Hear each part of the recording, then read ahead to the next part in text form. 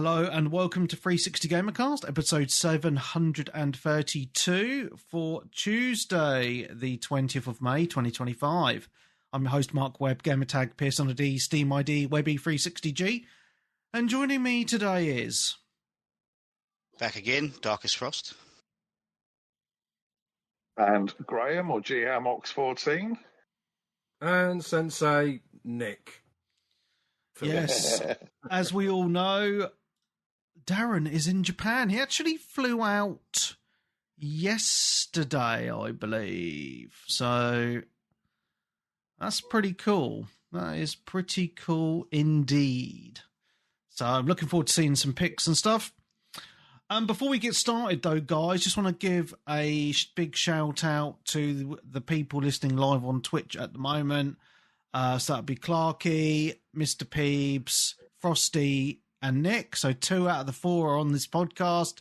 It does say there's 7 people viewing, but it's only letting me see those. But hello to you guys. Hope you're doing well. And a big shout out to all the Patreons. You are all super duper bloody awesome. Quickly going to read you out. First names only, because I'll be here all day otherwise. Alpa, Matthew, Gavin, Zuckalyptic, Krusty Boy, Danny Brooks, James. Oh, there's 2 Jameses. There's you, Frosty, and another James.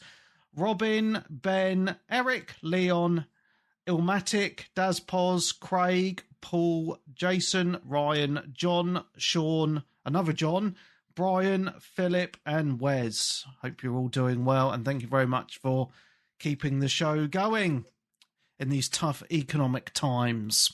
Anyway, hope you're all doing well, and we're going to get into the show pretty much straight away, I think, guys. With what we've been playing, there's been a couple of new releases this week, and I have played 2 of them. And I think most of us on the show have played one of them. So shall we get straight into the new Very Doom? nicely. Doom Dark Ages? Yeah. Yeah? Yep. To save me from talking over all of you constantly, let's get you guys' impression. Graham, you said yes. So talk to me about Doom. I am enjoying it. I'm about 10 hours in, and I'm on chapter 17 of 22. Jesus, Yeah, you've put some time in. Yes, I've done about 10 hours. That only came out on Thursday. No, I think it's really good. I think of the previous 3, it's probably my favourite. I don't know whether anyone agrees or disagrees. Certainly better than the second one. Yeah, Eternal, I just hated. I Yes, so did I. absolutely hated. I didn't like the parkour. I thought it wasn't necessary. Yeah, Eternal that's was exactly the last what one, put me wasn't off. it? Was that last Yeah, one? that was, Did that yeah. come out in Yes, it 2016? was. No, Has it been that long? the first one. No, the Eternal came out. What was it, 4 or 5 years ago now? I think. Right, okay, because I think of So the 2016 for second some one. reason. 2016 is the original was- remake. That was the Right. original reboot, basically. Right, Yeah, okay. so I think out of the 3, for my money, out of the 3, I think it's the best so far. Okay, interesting. It's not quite what I thought it was. No, for a Doom, I can't really say a lot because I've only played the first 2 chapters and I was just like, meh, I'm going back to my other game, which I'll talk about in a minute. I don't know what it is. Like, positives, I can say the graphics are fantastic. Absolutely spot on. Smooth. And the gameplay is very fast and fluid, like you'd expect from a Doom. However, my only negative about it is there's too much melee combat. Doom, for me, old school Doom in the olden days, 90s, the good old days, it was just shooty, bang, bang. Yeah, you had your BFG and your shotgun and your other weapons and just shot the fuck out of these creatures, and that was it. And this is quite, I wouldn't say, from my early experience, I know you could probably help me out with this. It seems quite story driven with a lot of other characters. in a way that it reminds me of, you know, when you're playing through Warhammer Space Marine and you get to areas and there's loads of goodies and you're walking through them, we're saying, hey guys, how's it going? You know, there's a little bit of that in this. I'm like, that's not Doom. Doom is all about shooting. Lots of cutscenes. It's, you know, it's all like, this seems to be, from my early impressions, more about throwing a shield around, hitting enemies with a shield and punching them more than shooting the fuck out of them. Am I wrong in my early assessment here? I would say It kind of evolves a little bit past that, but that is the core. That's like the core mechanic, isn't it, really? Right. Captain Doom Slayer America. Pretty much, yeah. When I said it wasn't what I was expecting, I wasn't actually expecting the blend of the medieval and the sci-fi. I thought it was going to be a Doom set in the medieval times. This actually reminds me more of a Warhammer style game with the setting. In some places, due to the setting, it almost feels like something like a Quake to me. In some respects, do you know what I mean? It does look a bit Quakey, actually, like with the colour tones they're using and all the green and the blue lit up icons. Yes. I mean, they have taken some things from the old Dooms, like you need the red keys and the blue keys, you know, etc., to open doors. But there seems to be like an upgrade pathway as well. There's these statues and you've got to collect gold and then you can upgrade certain aspects of your character, which isn't very Doom-like to me. Also, occasionally in the world, you will come across, some of them are optional, and some of them you come across, and they're called empowered enemies.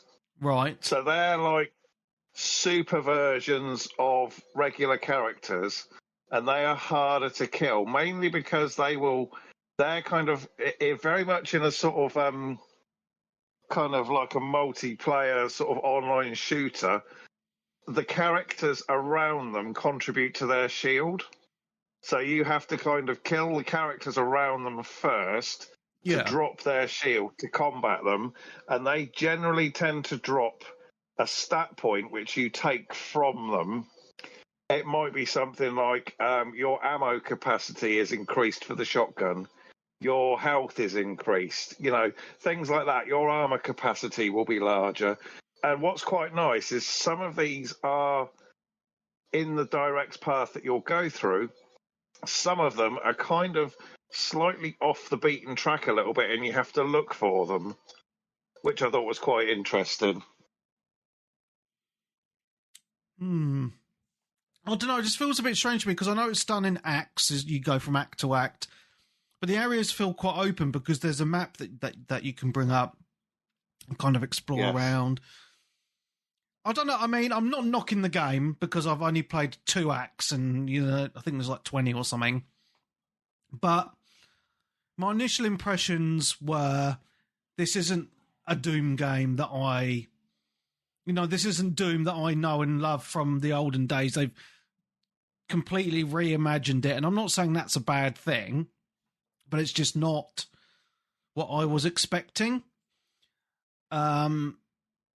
You know, just with the amount of melee combat and stuff like that. But also what I've found quite interesting about this is it hasn't sold very well at all. And I know people will say, well, it's on Game Pass, you know.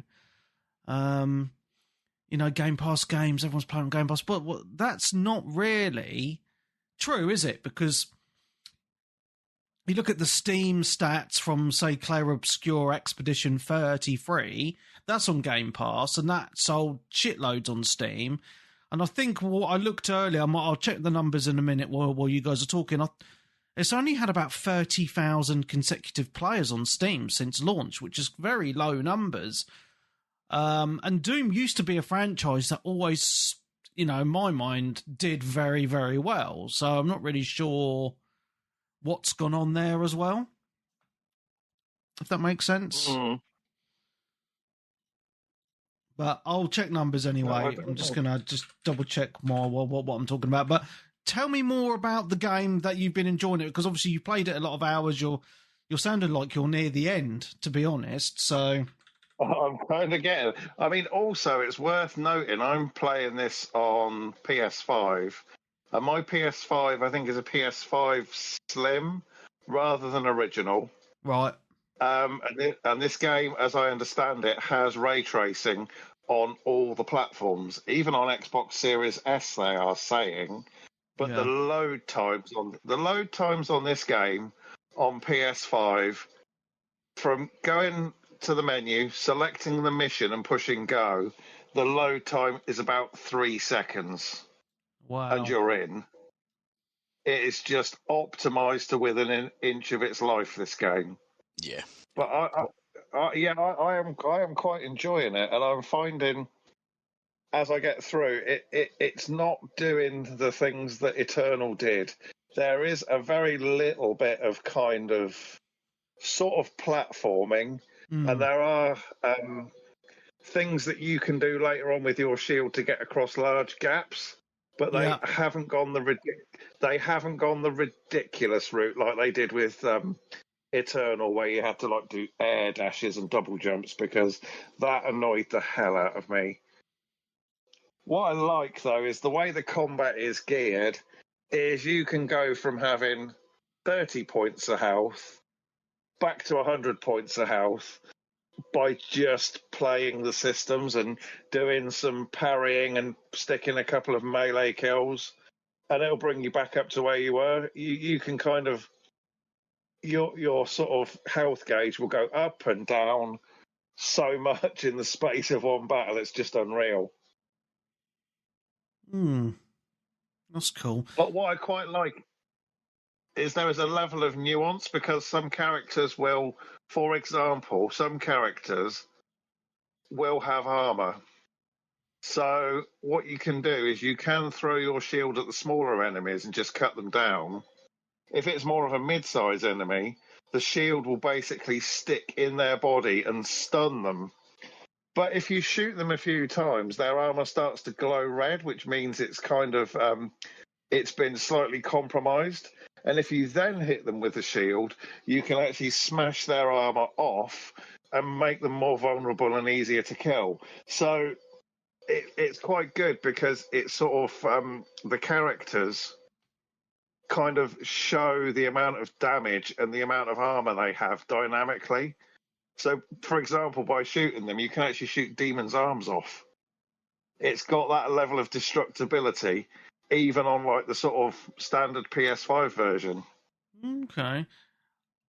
What's quite interesting as well that you just made me remember is PC gamers have been a little bit annoyed about this, the ray tracing thing, because anything under a 20 series card cannot play this game. Won't even run it. Run it now. It won't even launch. Yeah. Which I think is probably one of the only games that does that actually in recent memory. But I think what people need to remember in the PC gaming space is that the 10 series cards are really fucking old now. So, it's probably time to upgrade. I had to do the drivers before it let me run it. Oh, yeah. So there you go. But it's so smooth. It runs really well. It is very smooth. Yeah. There's no excuses for anybody after seeing how well this runs. Yeah. Yeah, so sorry, I've spoken a lot. Somebody else wants to talk about it. Have you played this, Nick? I forgot it come out, mate. So have a lot of people. So I just wanted to say, I did check the numbers. It's quite interesting, actually. So if you look at Doom, it's peaked at 31,470 players on Steam, which is very low. And then you compare it to Clair Obscur Expedition 33, also on Game Pass, 145,063. So over 100,000 more players, which is quite staggering, really, when you compare this. That's a brand new IP, and Doom is an established franchise. Also, to note, it's on Game Pass. And everywhere else it's £70. Ouch. Yeah. So, I mean, also there might be a lot of people that didn't bother with this because they got put off by the last one. yeah, I never finished the last one the last myself. one. I just thought it was a bit mean, there. Yeah. Just kept getting annoyed on all the jumping sections and falling back down. I was just like, oh, I can't be arsed. Yeah, I was the same. Same. Yeah. I think that was on Game Pass as well. Yeah. And not from. I don't think it was from new, possibly, No. but I think it went to Game Pass. I think it went on when the Bethesda deal went through. Yes, that's correct. Yep. Yeah. Yeah.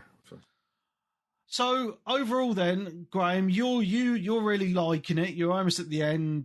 Frosty, you're all enjoying it for what it is, I guess. Yeah, I've only played a couple of hours of it just because it come out and I wanted to see what they'd done with it. So I haven't played a lot of it, but it is a very enjoyable game.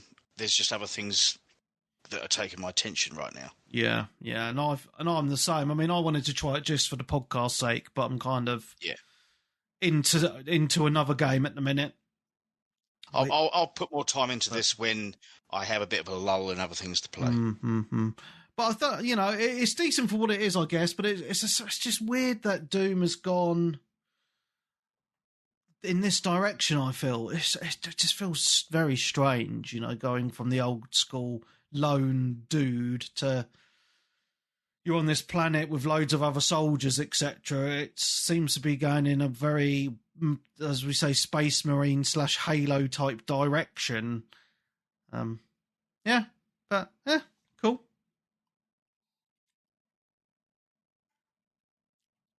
That's it on Doom, I guess. Sounds like it.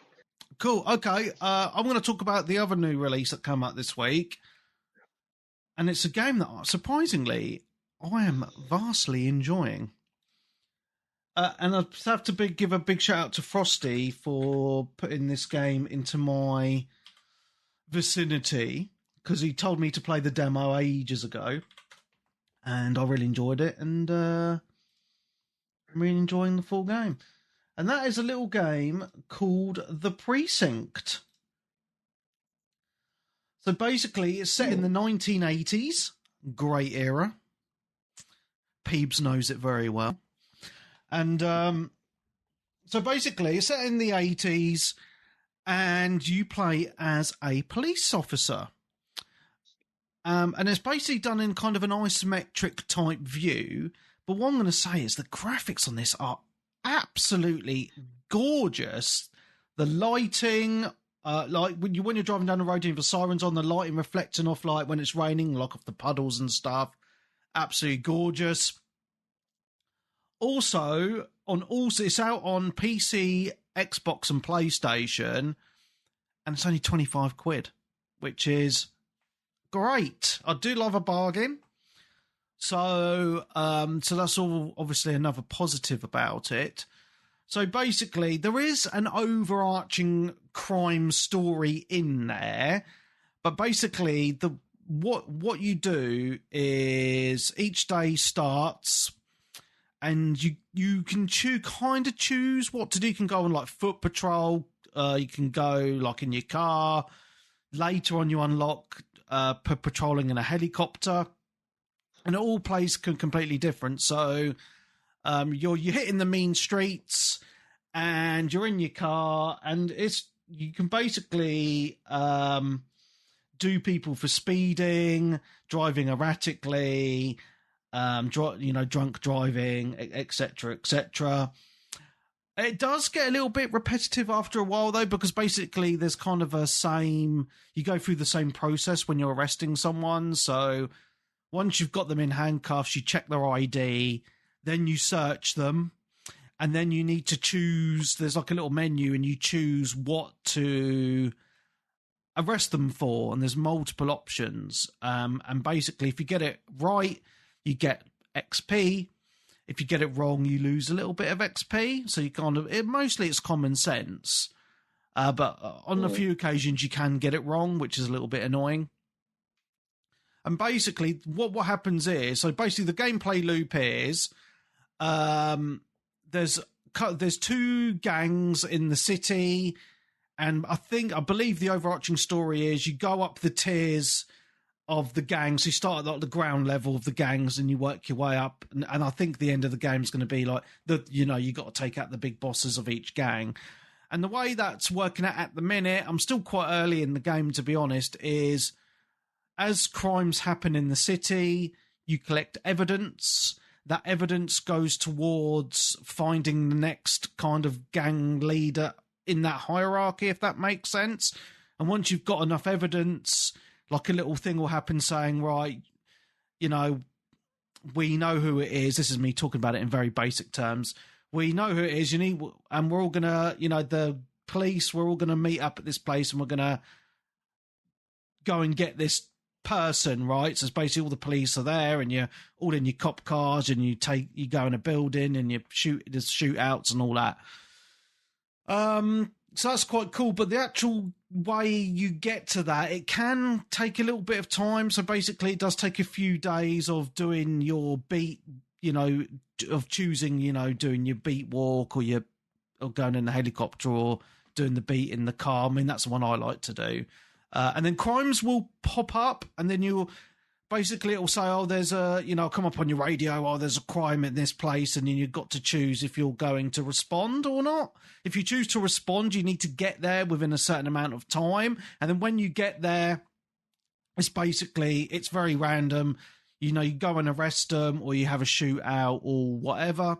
When you arrest someone, you get a choice of calling in another police to collect the criminal to take back to the police station for you so you can carry on your beat, or you can just put them in your cop car, drive them to the station and book them yourself. Book them, Dino. So, it tries to be quite realistic in a way where things take a little bit of time, but I'm really enjoying it. Because the city is so, I don't know, it's quite dingy, it's quite grungy, and there's quite a lot of different districts. It's quite a big map, to be honest, and then you get to choose like where your beat's going to kind of be. And the randomness of things happening, it's just quite cool. You could be just walking around and then someone will be stealing something, or there'll be a mugging, or you'll be cruising in your cop car and then you'll see someone just weaving in the road. And you're like, right, let's go. And you think to yourself, right, I'm going to go and arrest them. And it could turn into a cop chase, or they might just pull over, and it's quite easy. It's all very randomized. And I quite like this idea of you're not playing a criminal for a change. We're all used to our Grand Theft Auto type games, but this game, you're on the other side of law, and it's very rare you get a game where you are on that other side of the law, if that makes sense. So, I don't know, I'm quite liking that change in direction in a video game. And it's done very well because it's done in that isometric kind of way. It's just different. It feels quite different to other games out there, if that makes sense, because it's not first person or over the shoulder or whatever, and it just makes it quite a nice dynamic when you're cruising or in your helicopter. And then you do get more options. So when you're saying a police chase, you're chasing someone down, you get the option to call in backup. So you can call in backup cars, or a helicopter or spike strip. If you're on foot and something's going down, you can call in backup, just patrol officers, again, cars or a helicopter.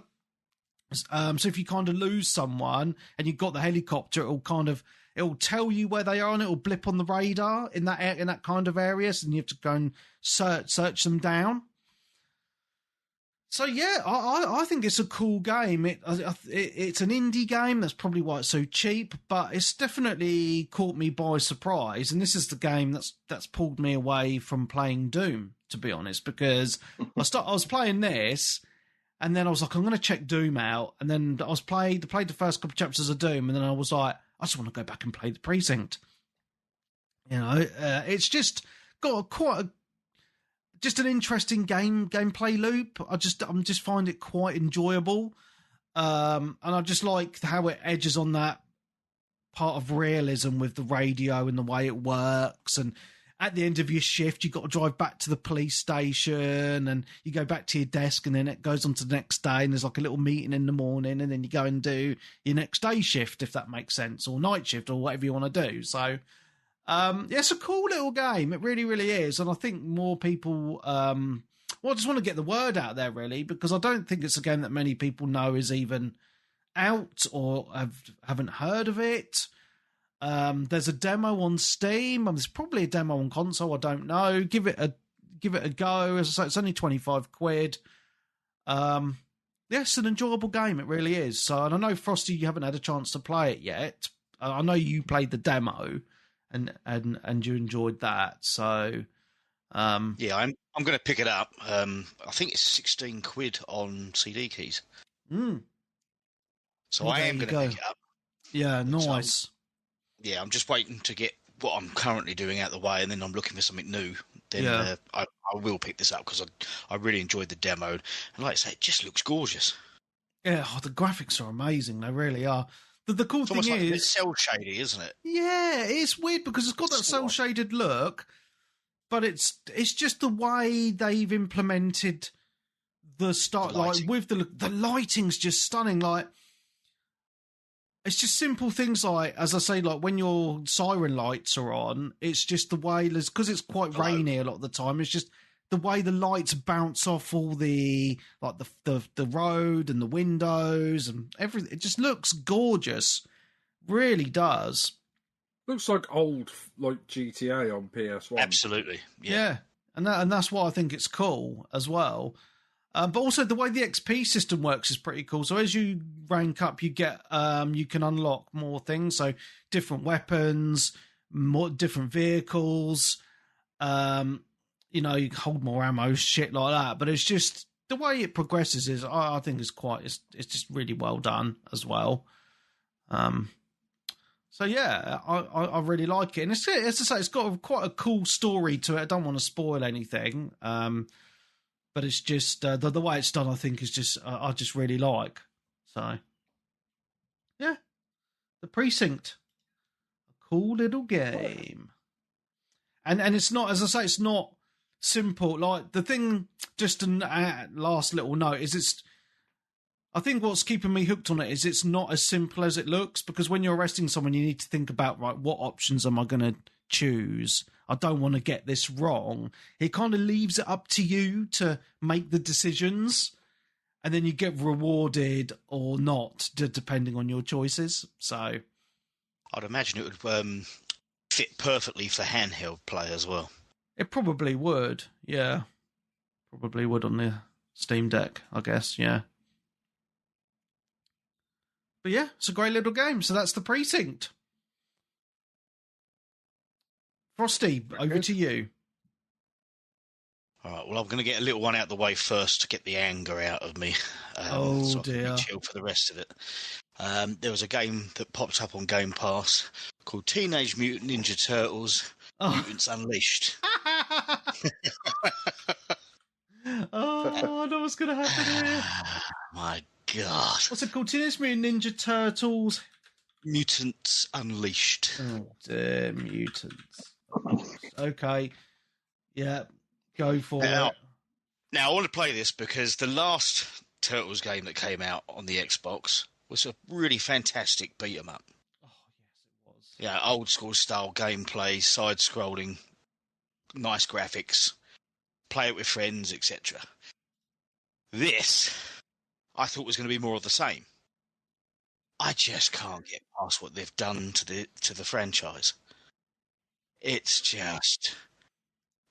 they've just ruined everybody in it. So the Turtles themselves... Oh my God, what have they done to them? Exactly, yeah. They look like they've not eaten for 300 years. Well, this is the style that they've gone for from the latest movie as well. Yeah. Apparently so, yeah. I'm not going to watch it. I'm not going to go anywhere near that. But what have they done to April? Oh, it's the standard race swap, mate. Oh, but now she's a short, fat black girl. With ginger hair. With ginger hair. Ginger hair and freckles. I don't think you can have freckles. Oh. It's like they've got to put everything into one character. Oh. And yeah, so I just stopped playing it after about 45 minutes. I gave it 45 minutes. I don't think I even got into the meat of the game. I think I was still going through the tutorial at that point. But it almost brought me out in hives just trying to play it. Oh, so, I mean, it's not a new game by all accounts, is it? It came out last year. Oh, okay. 2020, October last year, I think it came out. But obviously, it's just come out onto Game Pass. To be honest with you, even the gameplay, I don't think. I mean, it's not doing anything new. It just feels like a cheap, horrible, like cash-in, basically. The art style is painful. There's nothing that I can say that's good about this game at all. If you want to play Teenage Mutant Ninja Turtles, play the last one that they brought out. Yeah, that arcade one, that was fucking awesome, that. That was awesome. That in co-op, yeah. Yeah, and that felt like the game from the arcades. Yeah. That we all fell in love with in the first place. You know, this is just... How can the kids think that this is Turtles? Oh, no, mate. They've just completely ruined the franchise with this, haven't they? It's just ridiculous. I mean, Shredder looks like, you know... I know they probably weren't allowed to use like the Shredder from the first Teenage Mutant Ninja Turtles because it's probably offensive. Why is Kevin Nash offensive? He's offensive now. Everything's offensive now. This entire game is offensive. I'm offended. Yeah, you're offended by their offence. Oh, it's just I wouldn't recommend this to anybody. So I'm gonna stop even talking about it now because I'm getting wound up. Well, thanks for that, Frosty, and thanks for pre-warning all everyone else that this game sucks balls. No, he's got to complete it now and get a full 1000G. Yeah, I want to see you Twitch stream this to the very bitter end. Yes, fucking hell, mate. Oh, what a way to ruin a franchise. Jesus. I know. But the thing is that there seems to be a trend of our old franchises that we used to know and love in the 80s and 90s of being ruined. Because I believe they did a similar thing to Scooby-Doo as well. They did, yeah. Yeah. So they made one of them a lesbian as well, didn't they? Just what you want in a kids' cartoon series, eh? It's just people who didn't have the passion and come up with this stuff. Mm-hmm. Trying to make it their own and push their own crap into it. Just make new stuff. If you, especially when you get so many people come out and say that they don't like the franchise and we're going to make, well, don't make it then. Simple. Yeah. Anyway, let's stop talking about this and get on to Graham's game, shall we? Well, I haven't actually played a hell of a lot more because I've actually been... I was off work for a couple of days this week because I was unwell, actually, on the day that Doom came out. So I actually haven't put as many hours into Doom as I might have done otherwise. I have played a little bit more of Balatro. I've put a couple more hours into that. But really, apart from that, that is all I've played this week. Wow. Well, that's a short one from you then, mate. Yeah, sorry. So I've literally played one and a bit games, I would say. That's all good, mate. It's all good. All good in the hood. Yeah. Nick, you played anything? I played loads because I've been off for 2 weeks. But I've played and finished Atomfall. Atom Balls, eh? Yeah. Oh, it's really good. I liked it. And you enjoyed it, did you? Yeah. I mean, I think it could have been better, but I'll get onto that. But, you know, I think the graphics are nice. I suppose it's not full of ray tracing, so everyone says the graphics are shit, but it's just got that nice... It's got that nice art style, and I think they were going for a sort of a Fallout game. It's almost there, but also this reminds me of did any of you guys play Everybody's Gone to Rapture? Yes, on PS4 years ago. That was like that, but there's an actual game here, not just walking around listening, because that was a walking sim, wasn't it? Mm-hmm. Kind of, yeah. Yeah, it was. Yeah, that was just a kind of sim. But yeah, there's loads of missions and stuff, and it's got a map, and you know how much I love maps, Webby. Oh yeah. You know, and like waypoints and stuff. So I was like, you know what I like, Nick? A physical cloth map. Oh yes. Oh. Nice bit of parchment. Whoa, yeah. Gets me with going, golden that ink does. on top as well. I don't know what that was, to be honest. Oh dear. Oh, it's getting excited just thinking of the cloth map from Oblivion. Oh, I've still got that. Oh. Anyway, sorry, mate. You carry on about atom balls. Yeah, I mean, it was okay. I mean, I liked it because obviously they all talk proper like me. You know, they've got all the weird like Yorkshire and Norfolk accents and things like that, which is quite nice. And there's a nice place, like one of the main city that links all the places together is Wyndham, which is nice because that's like not far from me, not spelt the same. There's a place called Wyndham, so I'm like, oh, it's near where I live, which is kind of nice. But Nice. yeah, and also like you've got loads of things like for health, you eat like Cornish pasties and things like that. And then when you can go to the pub.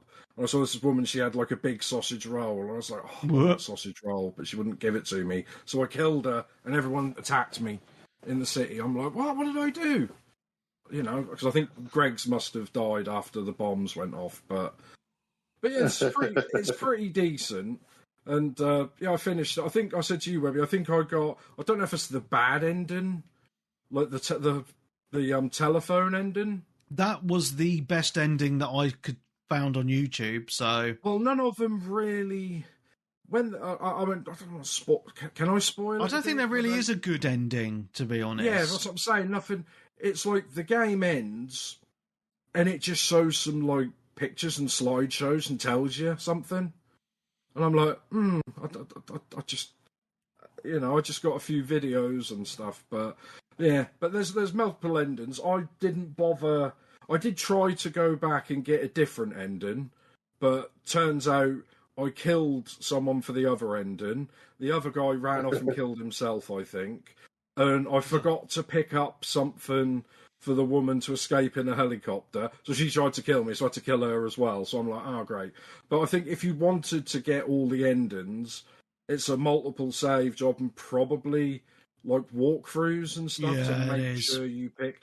Because I tried, like most games, like, I tried to do all the main missions first. What main missions? There isn't any. Yeah. It's all side missions. That's what fucking got me about it. Let me finish. What I'm saying is, it said everything was a main mission, but it was all side missions. There wasn't really... Yeah. That's what I'm saying. But it was the main mission... for this ending, a main mission for that end, and a main mission for that end, and so I didn't know which order I was supposed to do them. Yeah. So it's a bit overload, but I did enjoy it. It's a good, I think it's a good 6.5, 7 out of 10 type game, and it's on Game Pass, so people should definitely give it a go. But it's another one. I think like a lot of people, you need to like read some stuff online, like to work out. Because I didn't even know how to upgrade my weapons. Because you have to like upgrade your character and select a certain bit to upgrade weapons, and then find like little books and stuff, which I didn't know how to do that until the very, very end of the game. And the only thing that's annoying is there's no New Game Plus. I'd have liked to have had like the option of a New Game Plus, but you keep all your upgrades into the next one, because I think I got maybe 25% of all, the perks and upgrade system that you could get. And it's not a long game. It's only like maybe 10, 12 hours max, really. And it's pretty good. There's something that's kind of annoying is your heart rate is on at all times. So when you just run around everywhere, you have to stop every like 20, 30 seconds because your heart's beating 180 beats a minute, and I think you'd die. Just like real life. Stop. Well, mate, it's not a real life. 3 minutes, 3 seconds, and I'd have a heart attack, mate. Yeah. Oh, if I stand up too quickly, I feel like I'm going to black out. See, the weird thing about this game is you don't need to do any of the story shit. Well, I say story very loosely here, because I just went to the end by getting the items I needed, went to the place, and went to the end bit, if that makes sense. Probably not the correct way to play, which is probably why. Yeah, but you did say you used the walkthrough as well. Yes, I didn't you? did. So, yeah. I only used the walkthrough once because I was like, well, how am I supposed to get to this bit? Because it was a little bit different. I don't know if you noticed that Webby, like the whole, is it the I forgot what it's called now, the intergrade, like the bits, the tunnels, like the fallout shelters. Oh, yeah. It's all linked. And sometimes it tried to get me to go through that place which is guarded, where you see the Doctor Who TARDIS. Mm-hmm. And I tried to get in that way, and it took me a while to get in because I kept getting killed. And when I got in, I realised that wasn't the way I was supposed to go in.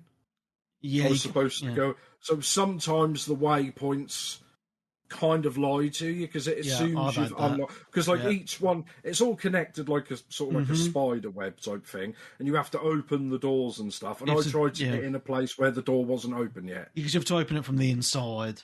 Yeah. But I didn't know that. And a few bits, because you had to get all these batteries to unlock, to power up the thing. And, it's decent. I'll tell you what it reminded me of, in a way. It reminded me of Assassin's Creed 1. Because it's got the good underpinnings of a decent game and a franchise, I think. I mean, I don't know if it's sold that well because it's on Game Pass. And it was a fairly budgety title. I think it was like a £40 game as well, and it was on PS5 and Steam. So, but you know what I mean? I just think there's something here that if they if they listen to criticism, which is really hard for anyone to do these days, constructive criticism, saying maybe like Webby says it could do with more story. Yeah, it could. Slightly. I think the combat was fun. The guns. Did you notice that maybe all the guns were really underpowered? They were really so I just ended up smashing people in the face with a cricket bat most of the time. Yeah. I tried to, because I'm a Resident Evil guy, I saved most of my bullets and my gun stuff, and then I was trying to shoot people. I was like, it's not doing anything. So 2 cricket bat shots to the face kills pretty much anybody. Yet you could shoot them at point blank range with 6 shotgun bullets and it doesn't kill them. Yeah. So I'm like, But I did hear, because I don't know if you did at Webby, that you can upgrade your weapons, but it's weird. It's like you have to get 2 weapons of the same, but they're old and rusty, and then some oil. Also have the perk that lets you upgrade weapons, and you basically combined 2 rusties into a good, if you see what I mean. Yeah. And then you can combine 2 goods into a perfect. That's how you upgrade. And I have seen that if you do upgrade it 2 or 3 times, then the guns are pretty decent. But I'm like, so you could spend 2 hours upgrading your guns, or you could just smack them over the head with a cricket bat. Yeah. So, but yeah, I did like it, and probably so far it's my game of the year. But hopefully there's some more ones. But it's only, I thought this the other day, it's only May, and I'm like, we're nearly halfway through the year, aren't we? Yeah. Wow. But yes, that's me, finished a whole new game from this year. Well done, mate. Giving up retro. I applaud you for that, because it's very rare you finish games, like no new games these days. I do, I just finish them in 5-6 years' time. Yeah. But no, that's good, mate. Excellent. Excellent news. Cool. Is it back to me, is it? You. Okay. Yep. I haven't actually played loads this week, so because, and Frosty's going to slag me off for this, but it's fine. My most played game this week is Forza Motorsport.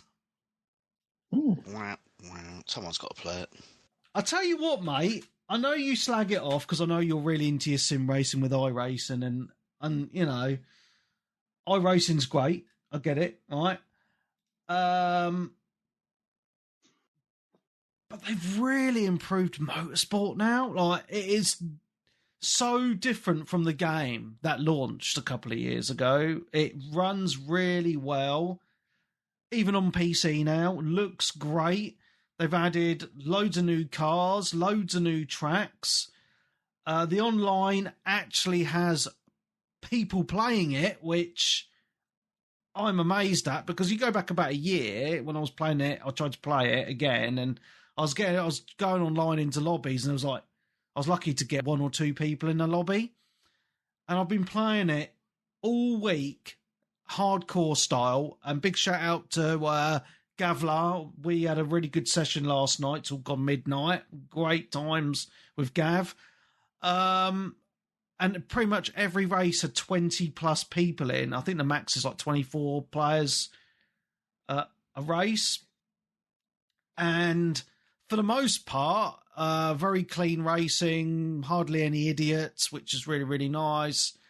And just fun. And I know it's not as simmy as Gran Turismo or iRacing or Assetto Corsa or one of the other games. But one thing about the Forzas that I've always enjoyed, well, apart from the last one, because that was a bit shit, but is they're just fun, right? And I wasn't really finding this fun until, like, really fun until this latest update, this 20-year anniversary update that they've put out, because they've tweaked it, in my opinion, just enough and added enough content that when you go online and play, it's just fun. And you're not hanging around and waiting for races and stuff like that. You choose a race that's there's multiple different races in the list, and most you'll be waiting is probably about 5 or 10 minutes. You do your qualifying, race starts, and you go. The only thing I think that needs tweaking still a little bit, and I think a lot of racers do struggle with this, is the penalty system. Gran Turismo has the same issue as well, is basically if someone takes you out, you can still get in situations where you will also get a penalty, which is really fucking annoying. And that happens in Gran Turismo a lot as well still. But apart from that, they've tweaked it enough so people can't just ram into you at full speed and take you off at a corner. The game now detects your speed up coming to the car in front, and if you're going to ram them, it will ghost you out, so you'll just go through them and just crash into a wall. So it kind of stops that element of griefing, which I think is really, really cool. The griefing it doesn't take away is obviously if you're next to someone and then the person next to you decides to be a dick and just nudge you off the track. That can still happen. But basically, the way it works is there's a ranking system. It goes from A to F or S to F. S to F? Yeah, something like that. Anyway, so if you race like a dick, you go down, the alphabet to F, and then you'll be matched with dickheads who just want to ram into each other. But if you race clean, you go up and you end up with the clean people. And there's also another ranking system for how good you are. So then you kind of get matched with people of a similar-ish skill and cleanliness, if that makes sense. So it works quite well. From my experience, especially from the last week, I've had only really a couple of idiots that I've raced against. Most of it's been very clean, very fun. The only thing I don't like about it is you compare it to like a proper sim, say iRacing, you're all in the same car, same spec, so it's all just on player skill. Whereas on a game like Forza, especially, a lot of it depends on your car and the setup as well, which is a little bit annoying because you still get the issue of the meta cars with the meta tunes. So those people with those cars and tunes are always going to fucking just fly off and win the race, and that can be a little bit annoying. But I think the game is now in a really good state, and I'm glad to see that it is, because every console, I think, needs its decent racing game to get online and play with people, right? But the annoying thing is that it's taken them 2 years to get it to this state, and it's typical Xbox. You know, they did it with Halo, Master Chief Collection. They've done it with a few other games. They just need to launch them in a great state because, unfortunately, like with Battlefield, as I mentioned before, it's been tarred with the brush of being a bit shite from its launch, and it's never going to get away from that that kind of, thought process in people's minds. Yeah, that reputation. But no, I'm glad to see that it is. It's definitely improved. I know it's not really for the hardcore sim racers out there, and it still feels shit with a racing wheel. But to sit down on the sofa with a controller in your hand, to have a couple of races with your mates or randoms, it's a solid racer now, and I'm pleased to say that. The graphics look stunning, and the handling is really cool. It's really nice. It feels good. And that's what you really want for a kind of a casual sit down on the sofa controller racer. So, there's nothing really to grumble about on this now, which is really positive to say now. So, yeah, I'm enjoying it. Oh. Yeah. So that's cool. So, yeah, that's another one of my games. Go on, Frosty. I know you want to say something. I don't think Forza has been good since Forza 4. I think that was the last decent Forza Motorsport. I like 5. That's downhill since then. I can't stand 5. That's what put me off the entire series. That's my favourite one. It was a glorified demo when that came out for the new console, and it had so little content in it when it launched that I refused to buy another Forza after that. I haven't bought one since. This is on Game Pass, mate, and you don't need to buy it. This is on Game Pass. I know. That's why I played this one. Well, I played 5 as a demo in game just before I bought an Xbox One, so it did a job being a demo. Then it made me buy the game. Yeah, but the game that launched was just the demo content. There wasn't hardly anything to it. Compared to what we had in 4, they stripped everything away, and it was more about the graphic. Yeah, I was only just. I know they want I think 3 was my favourite. I liked 4 because I did like the Top Gear. Yeah, additions. But do you? I'm sorry, but do you think this is a problem with modern gaming though? This isn't the only game franchise that does this. Games launch quite bare bones now, and then they just drip feed the content in as time goes by. Like they said with this Forza, that it's kind of an ongoing experience now. They're not going to be making any new games. They're just going to add more content as time goes on, and they've done a good job with that. They've added a lot of new tracks and loads of new cars. That kind of. I kind of like that, but I get what you're saying because a lot of games do launch on that. And Gran Turismo's been guilty of this as well on PlayStation. They brought out that Gran Turismo Prologue game. There was like a couple of tracks and cars because they were like, oh, this will tide you over until the full game. And you look at Gran Turismo 7, people complained about how that launched as a pile of wank, and look at it now, it's fucking awesome, And I think it's not just the games themselves. I think it's just a problem with modern games in general, as well. Mm. I mean, when I say about how they've stripped it out, I mean when we had Forza Motorsport 4, that had over 100 track variations to race, etc., etc. When Forza 5 launched, there were 17 tracks. Still a lot of tracks, though. Think about it. Not compared to the previous game. I think the problem is, though, is with the expectations now on graphical fidelity, all these tracks in racing games now, the devs go to the actual tracks, they laser scan the tracks to have them as accurate as possible, and then you got all the scenery and stuff like that.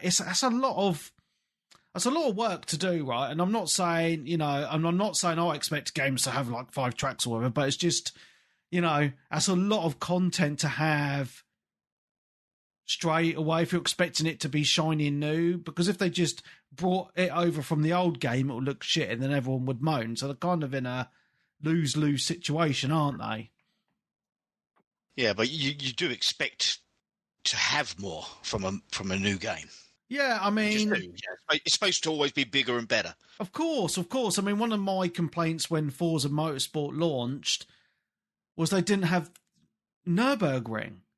And I was like, how can you launch a racing game without the Nürburgring? It's like, it's probably, for gamers, the most iconic track to race on in a racing game. And to launch a game without Nürburg, I was like, what the fuck are you doing? And they it's in it now, but I think it took them about 6 or 7 months to add it. And I was like, fucking, that's like kind of a expectation to just have it when it's launched. You know, it's things like that do frustrate, well, me as someone who loves racing games, right? There is a minimum expectation. But it's not just that, right? It's just the way it kept on, like, when it launched, it crashed all the time online. You know, the lobbies would crash out. There was this glitch on PC where the road would vanish. You know, like, what the fuck? And it was all these silly little things. And it's taken them a long time to fix those issues, which is shite. But, you know, I'm glad, as I say, I'm glad that those issues are fixed now. But those are the things that shouldn't have even been in the game in the first place, right? And of course, we were also lied to with this game from the trailers. The graphics, yeah. And the devs just blatantly lied to everyone what it was going to look like. Yeah, I mean, Ubisoft have been guilty for that in the past, haven't they? And they got slammed for it, and I remember being so excited for Forza with those initial trailers, like, look, all the ray tracing and all the detail on the asphalt and everything. You know, I was like, wow, this looks amazing. And then when I got the game, I was like, huh? The Division was one of those, wasn't it? Yeah. But, you know, but I still think it looks good. It looks really good. I'm not going to put that past it, but no, I understand those complaints and I admit to that as well. But I think from where it launched 2 years ago to where it is now, night and day difference. It's a really good game now. There's really, for me, there is just no need for it in my library, because obviously being a PC gamer, there are so many races out there that do it better. But if you only have a console, this is the best of the bunch. Yeah, as I say, for Xbox you've got Forza, for PlayStation you've got Gran Turismo, and then on PC you've got fucking shitloads of sim type races anyway.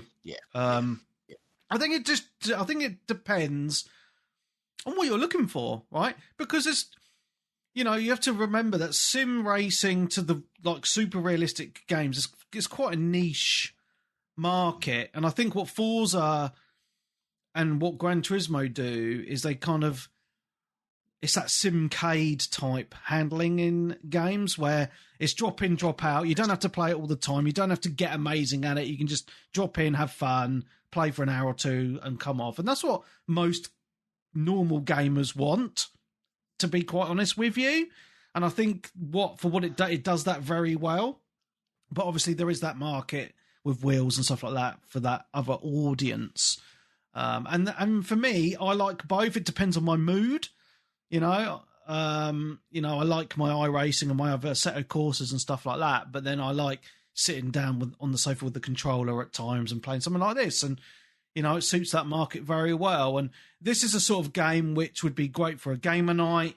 You get like six or seven people on from the community and just have fun.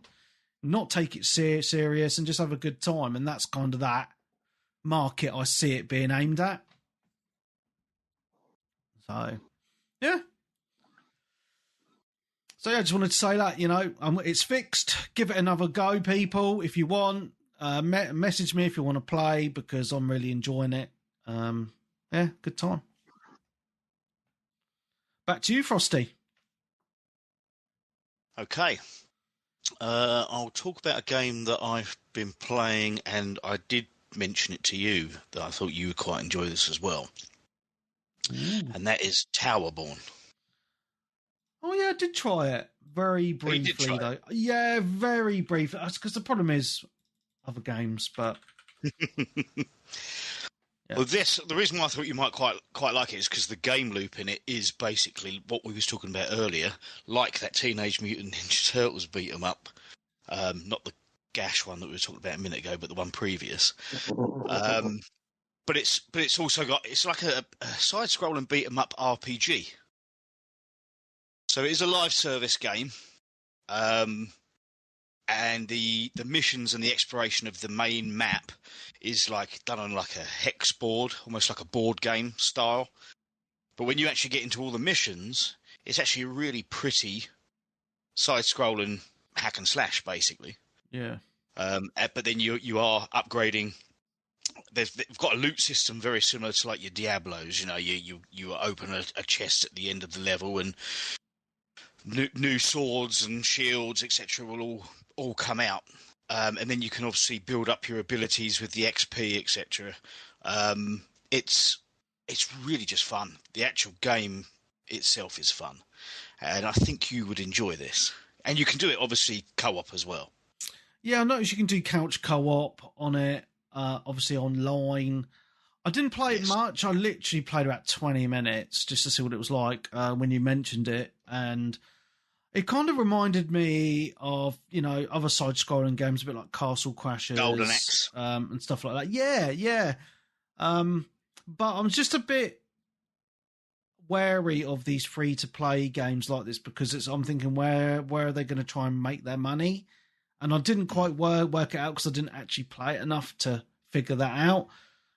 But it seemed like a decent kind of side-scrolling fighting game, a bit like Double Dragon and stuff like that, you know? Yeah. I've played quite a lot of this just purely because you don't realise how long you're playing it for. Oh no, that's dangerous. Yeah, because the missions aren't like the levels, should we call them? The levels aren't super long. Yeah. So it's like quick stabs of action. Then you're back to, there is a story running through it as well. And it's that, what can I get out of this chest? What am I going to get, sort of thing, you know? And you're talking numbers again. You know, you might have one more attack power than your previous sword, and so on and so forth. Yeah. But it's just got that addictive style. It's one more before I go out somewhere or something like that. Yeah. And they've done it really well. I mean, again, this isn't actually a new game. It's new to Xbox. I don't think it's on PlayStation. But it came out September last year in early access on PC. Yeah. So obviously, I mean, it's still got the early, not early access. What do they call it on Xbox? Preview. Oh yeah, that's preview. Right.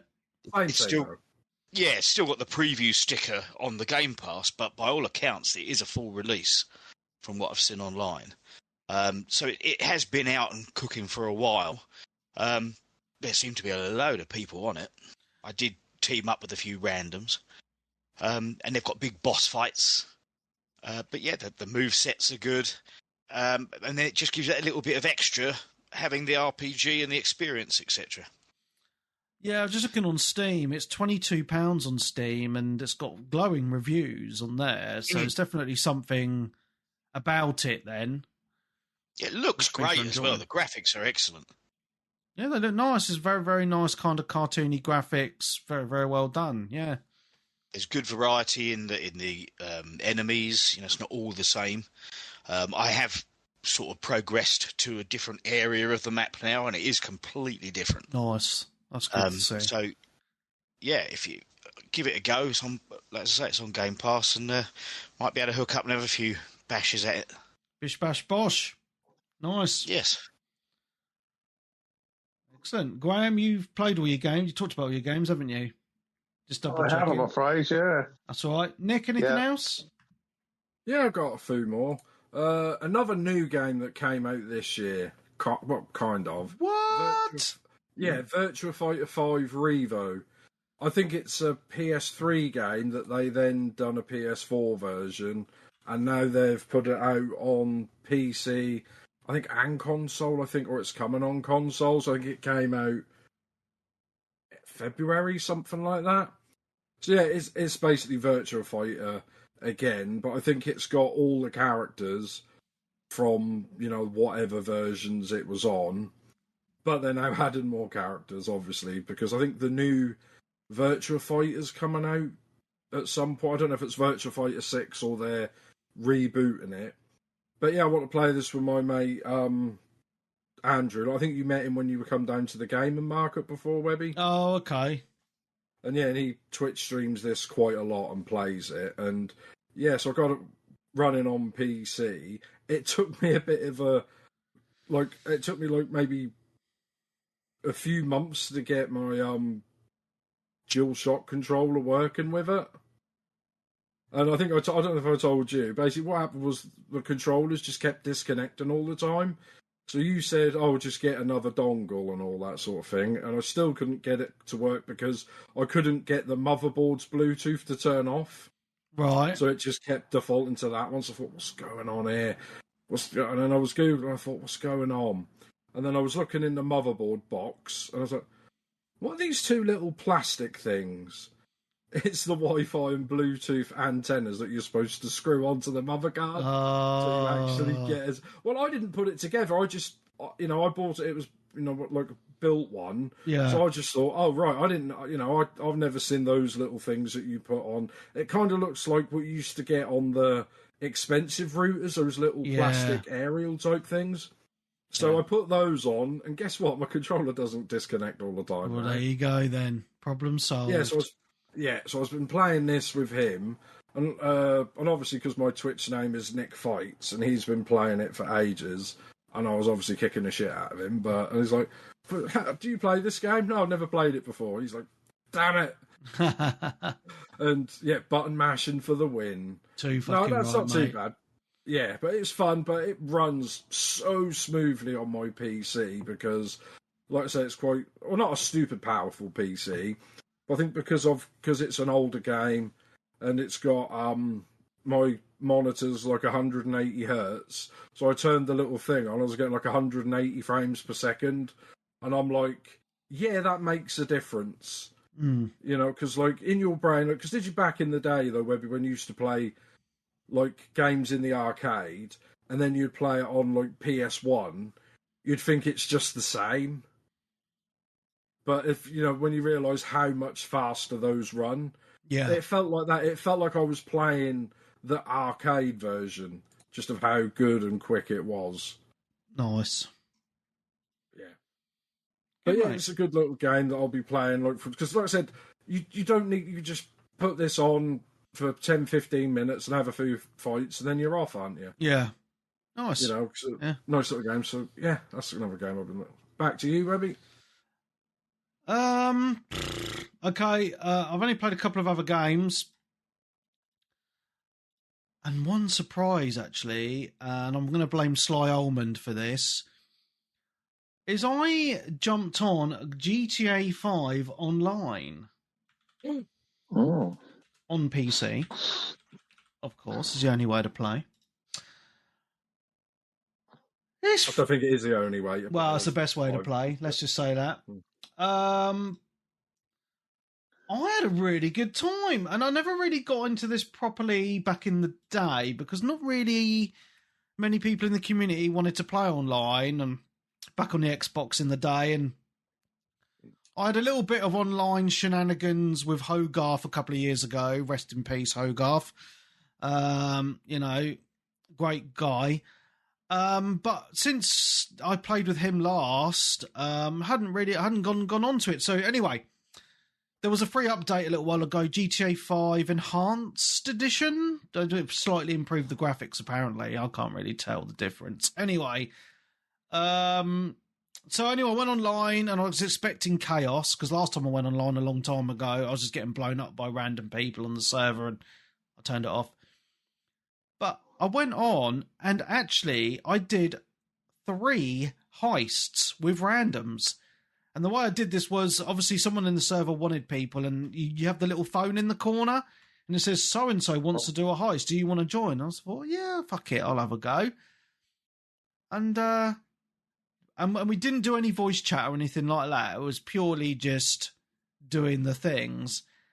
And it was so much fun. I'd love to get on this with people I know. The problem is, it's not cross-play, because obviously they're originally quite an old game and they never implemented it, which is so annoying because we're all, as a community, we're all split onto different systems. But I was playing the heist and I was thinking, oh my God, this would be so fun to play with people I actually know, because one of them was getting a dude, breaking him out of prison, if you guys know the one I mean, if you've played the game. So basically, you all have different jobs to do. There's 4 of you. One of you is in a helicopter. One of you drives the bus. One of you pretends to be a prisoner and goes in and gets the other guy out. And the other guy is a plane pilot. Well, guess who the plane pilot was? The webmaster. And I'll tell you what, I was shitting myself, because if you die, or your team only gets one life, and if your vehicle blows up, the mission's over and you have to start all the way from the beginning again. So I was shitting myself. And that mission is quite memorable for me from this past week, because you get to the prison and you're in the plane, and then the jets scramble and you got to avoid the missiles and flying around. I'm like, fucking hell, you know what I mean? And then the guy in the choppers comes along and he's like blowing up the planes for me, but they keep on coming and coming and coming until the dude is out of prison.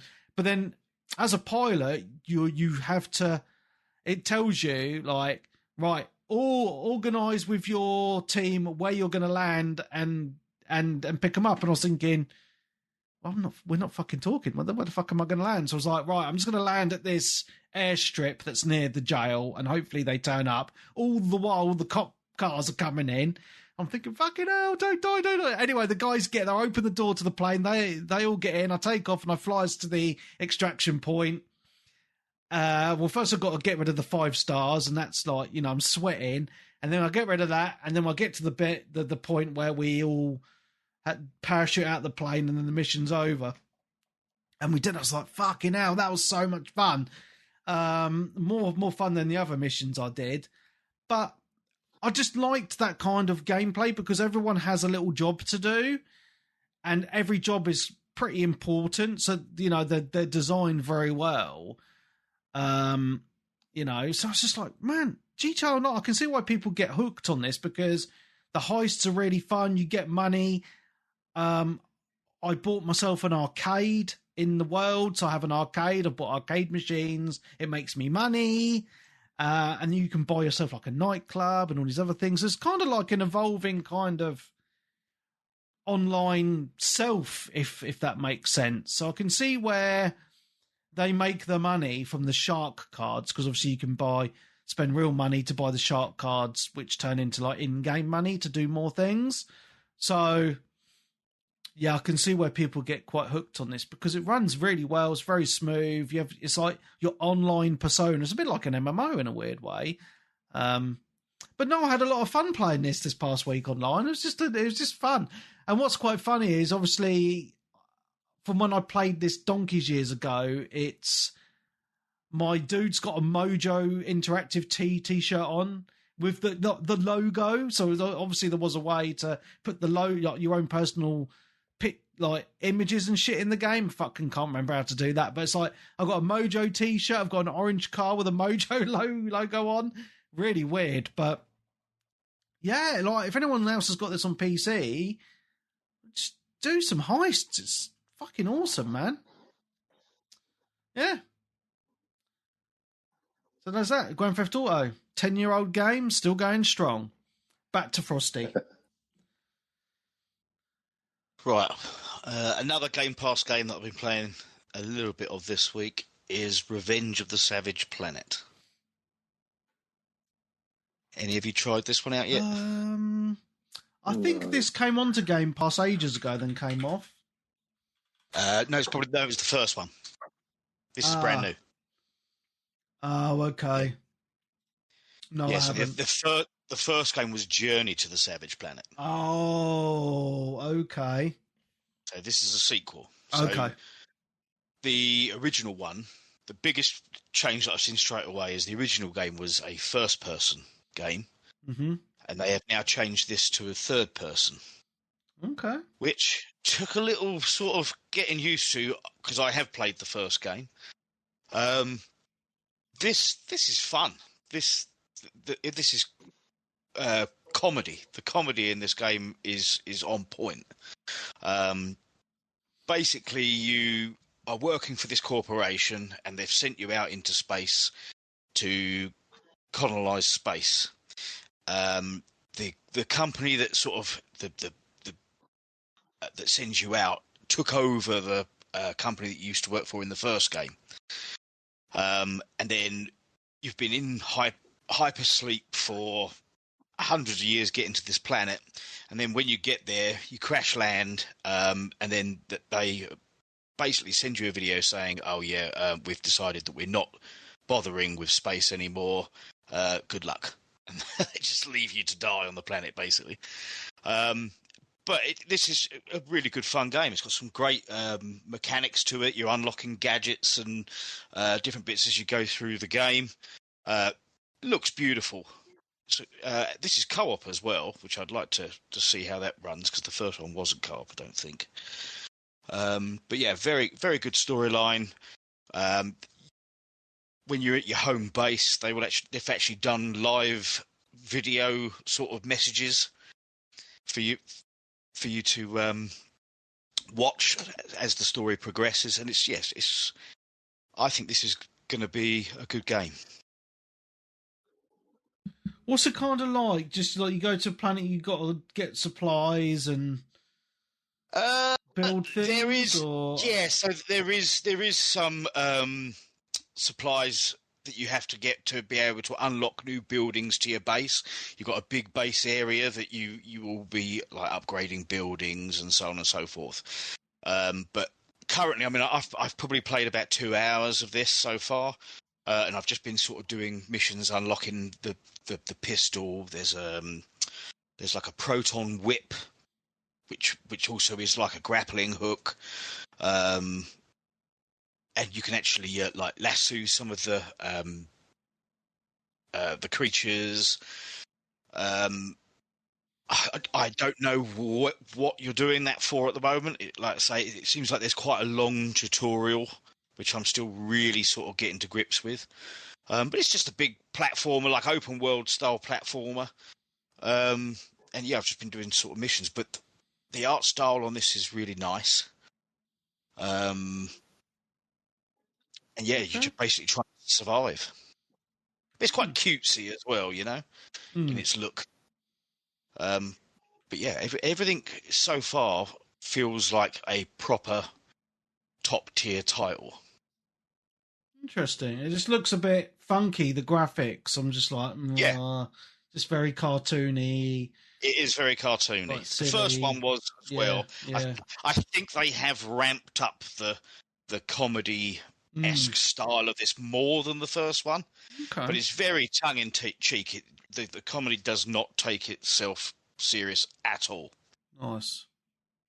But so far as an overall package, it's got every trope that you can think of from a platformer. You know, you got the mushrooms that you can bounce higher on, and you know you have to unlock certain weapon types to get through different areas. You can only destroy certain things with certain weapons and tools, basically. But yeah, I think I've come across one sort of large-ish boss in one of the areas, so I'm sure that's going to be a thing that you come across quite a bit as you go from place to place. But so far, I've just been, it's one of those games that you play with a smile on your face. Yeah, no, it's good, mate. Yeah, good to see. Very nice. Nick, anything else? Sorry, Frosty. Yeah, Frosty. Sorry, Frosty. I was just going to say, and it's on Game Pass, so there's no reason not to just give it a look and see what you think. Nice. Sorry about that, Nick. Yeah, I got mad last week and uninstalled Claire Obscure 33 and got really mad and hated. I had a rant in the Discord and the WhatsApp, and then I reinstalled it because I hate punishment. I want to love this game, but I like it. It's messing with me so much. Just the little bits that are annoying me. Just to, like I said to you, like getting lost. Like, the bit I got lost in, I keep having to look up online what I'm supposed to do and where I'm supposed to go. And the guy was like, "Oh, be careful here because you'll just walk round and round in circles. Just go back on yourself." I'm like, "Well, why am I going back on myself?" It has seemed to try and copy a little bit of Dark Souls, where you go to certain bits and then you loop back on yourself, unlock doors and things like that, which it doesn't do it as well as Dark Souls and some other games. Like I said, but I've said that before. The game does need a map, and even on easy, it's too hard. I was speaking to I think you might have met her, Webby. I think she was at the Game and Market as well, possibly. But my friend, she had to stop playing it because it was just too hard. But she was liking the game. But she's the same as me, Webby. It's not hard where you think it's hard. Like, I've been playing it. I haven't really struggled with any of the boss fights.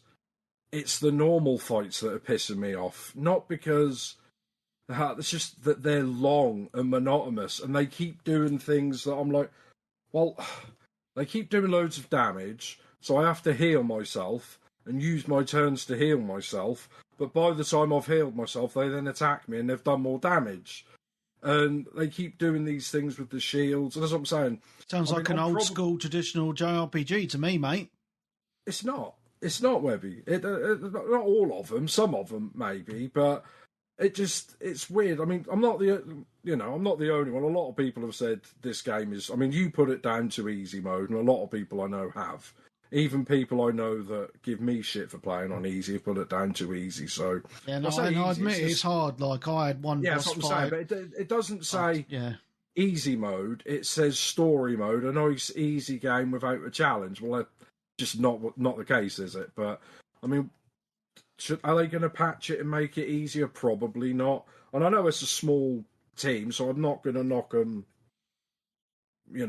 Too much, but it's some other games which I should love, and I'm pretty sure you loved it, Webby. Octopath Traveler. Oh yeah.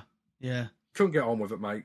Pissed me off. Because the battles, it's not just like normal. Like when I play a lot of these RPGs, especially when you get it and everything clicks, you go through the normal not boss battles fairly easily. Whereas these ones, it's not that they're difficult, they just take so fucking long. Just a normal battle, because they keep they do all the buffs and constantly messing with you. Final Fantasy did that with one enemy that just kept messing with you. Do you know what enemy that was? Maybe that was pretty much throughout the whole game. Well, him and the old, was it the Marlborough? The big thing. Yeah. The breath and all that. Yeah, but stuff like that. But it seems like this game, so many enemies just keep doing that. I've done several boss fights and I've enjoyed them and it made sense. I thought, oh, this is good. And then it's a multi-stage boss fight and I'm like, fair enough. I don't mind multi-stage boss fight. And I'm pretty much doing the bosses first time.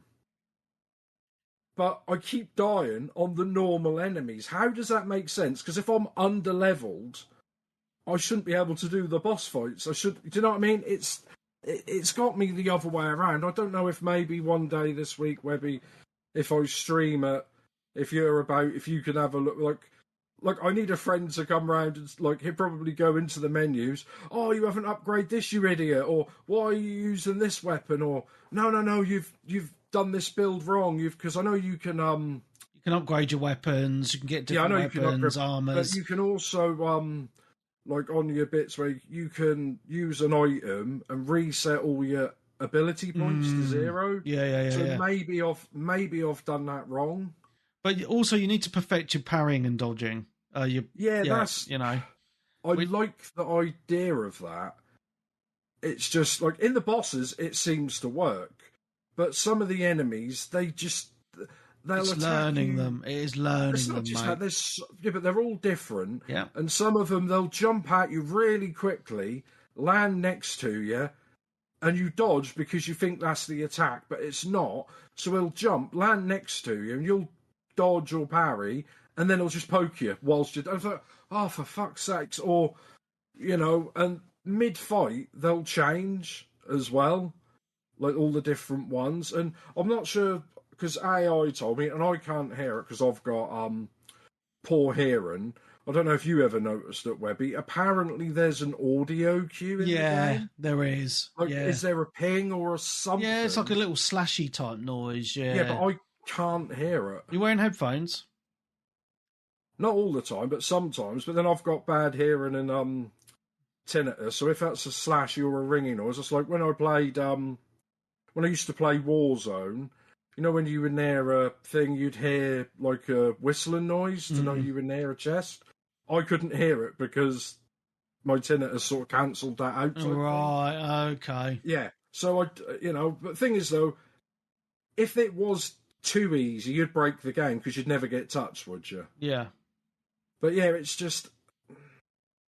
This is almost such a brilliant game. I love it, mate, and this month's Edge magazine gave it a 10 out of 10.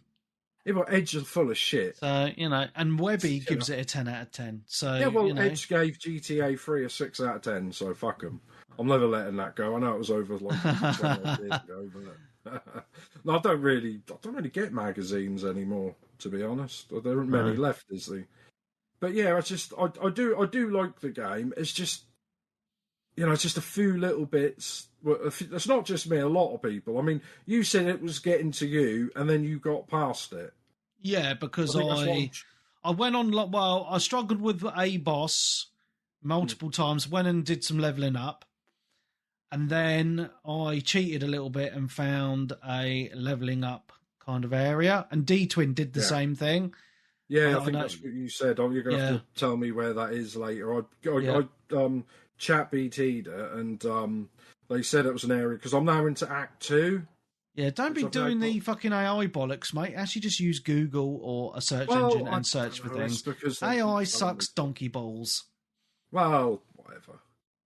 It's, but like I said, I do, a lot of these games, I think it's very similar to Dark Souls, or with me, Bloodborne. It's like, I like it, but it's too hard. I'm getting it, and you just have to keep, and then you just click. I'm hoping I'm just going to click soon, but I don't know. Maybe when Darren's back, and if we've all finished, maybe we'll do like a spoiler talk section about it. Yeah, I think so. Spoil it. Yeah, because Darren is loving it, but he's obviously away in Japan now, so yeah. So give him time to maybe finish it when he get back, and we'll just say, not like a whole podcast, just like a 10-minute bit where we all just spoil the game.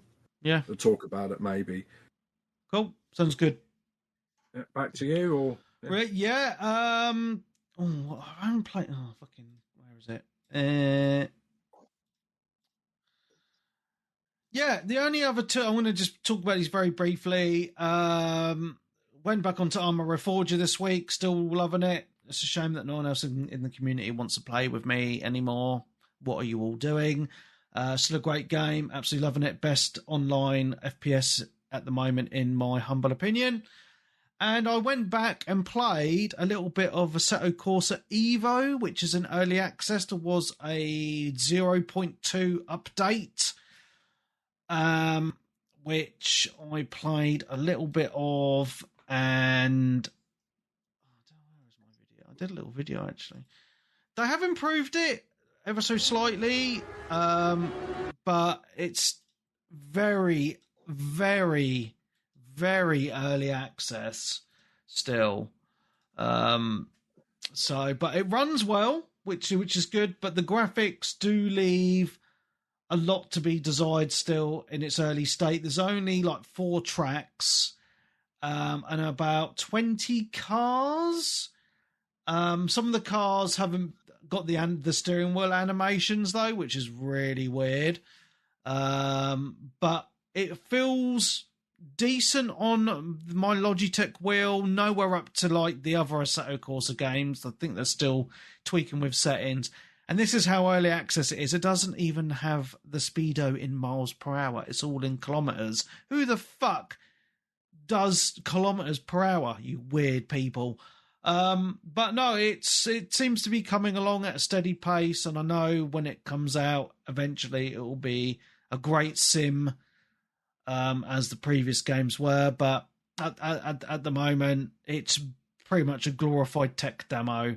I only bought it in January because it was really cheap, and you get access to the full game when it comes out. That's it. That's all I've played. Frosty, played anything else? Oh. I've started playing another game this weekend. There's no point in talking about it too much, though. I've just started a playthrough of Red Dead Redemption 2. Great game. Yeah, I've never completed it. What? Yeah. I had it when it first came out on the Xbox, and I got out of the snow area and never went back to it. Dude, just right at the beginning. What the fuck? It bored me back in the day. But yeah, it's now one of the it's one of the greatest games ever made, mate. It is that good. I mean, obviously it looks stunning on because I think it had a remaster for the PC version as well. Mm-hmm. Or they had enhanced it, should we say? And it looks stunning. I have just got out of the snow area.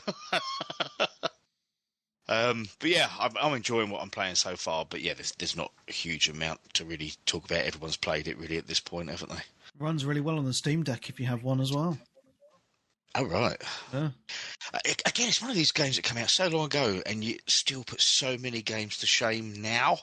Oh, mate, I think I talked about this a month or so ago because I started playing it again, and it actually blew me away just how good the graphics are, the story, how interactive the world is. Like, there's so many little things that... Yes, it's the little details. Yeah, and you're like... The horse testicles. Yeah. It's just like not even games that come out in the last year or two. Like, most games cannot stand up to the level of detail that this game has. So you could tell they've got some really good, talented people at Rockstar working on it. Yes. I mean, passionate, good people as well. I literally only bought it yesterday. On sale, morning. Isn't it? Yeah. I think I got it for about £12 for the all singing, all dancing version. Yeah. But yes, it's just stunning to look at. Yeah, it really is. So yeah, I am planning to properly go through it this time, and as I say, give it more time because I don't know why it didn't click with me. Perhaps you weren't in the mood when it first came out. Yeah, absolutely. I mean, it is a game that I still play with an Xbox controller. Mm-hmm. Oh yeah, got to be done. Yeah. Yeah. I don't know why. It sags a bit in the middle. Sometimes it's a lot longer than I think it needs to be. Like hours wise, it's almost an RPG. Like you're talking pushing 45, 50 hours sometimes. Yeah, I think that's why I've decided to give it a go this time. So I do want a game to really get my teeth into. Mm-hmm. Well, this will keep you going for a long time. Yeah, have you had the ending spoiled? Nope. Good. So don't do it. They all die in the end. Good night. One question, actually, because obviously John Marston's name is in this, and he was the guy from the first game. So is this set before the first game? Yes, mate. It is, yeah. I did sort of think, I recognise that name. Yeah, and when you think the game's finished, you've got another 5 or so hours. Yeah, that really got me. I was like, huh? But I just have very vague memories of just being blown away towards the end of the game. I'm not going to obviously spoil anything for you, but I don't want to say anything. So great. If I say anything, yeah, it's so great. It really is. Yeah, man. Yeah, so the first one was really good as well, wasn't it? Yeah, I really enjoyed it. Cattle herding for the win. Yeah. On donkeys. Yeah. I remember when the first game came out, everyone was raving about it, and there's me in the corner playing Alan Wake because it came out the same day. Yeah, I was the same, and then I got this because this came out May something. I think I got Alan Wake, and then I think I got Red Dead for my birthday in July. So I did get it like a month later, but yeah. Yeah, but no. Grand Theft Auto with cowboys? Nobody wants to play that shit. So good. So good. It was. Yeah. It's really, I played this like I mean, even though I got this like the week it came out, I still didn't play it for like 2-3 years. I'm not surprised with you, Nick. Well, I wanted to, but I'm so fat. I thought, well, I've got to finish this one first, and then I've got to finish this one first. Oh, and this new game came out, and it just gets lost. One day I will finish all the games. Yeah. Cool, man. But yeah, cool, and that's about it for me.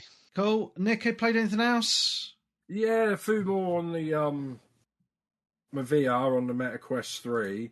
I bought Creed Rise to Glory. I bought the full game, and it's okay. It's not as good. It's quite short. It's not as long as I thought it would be. And but yeah, it's I'm trying to think what to say.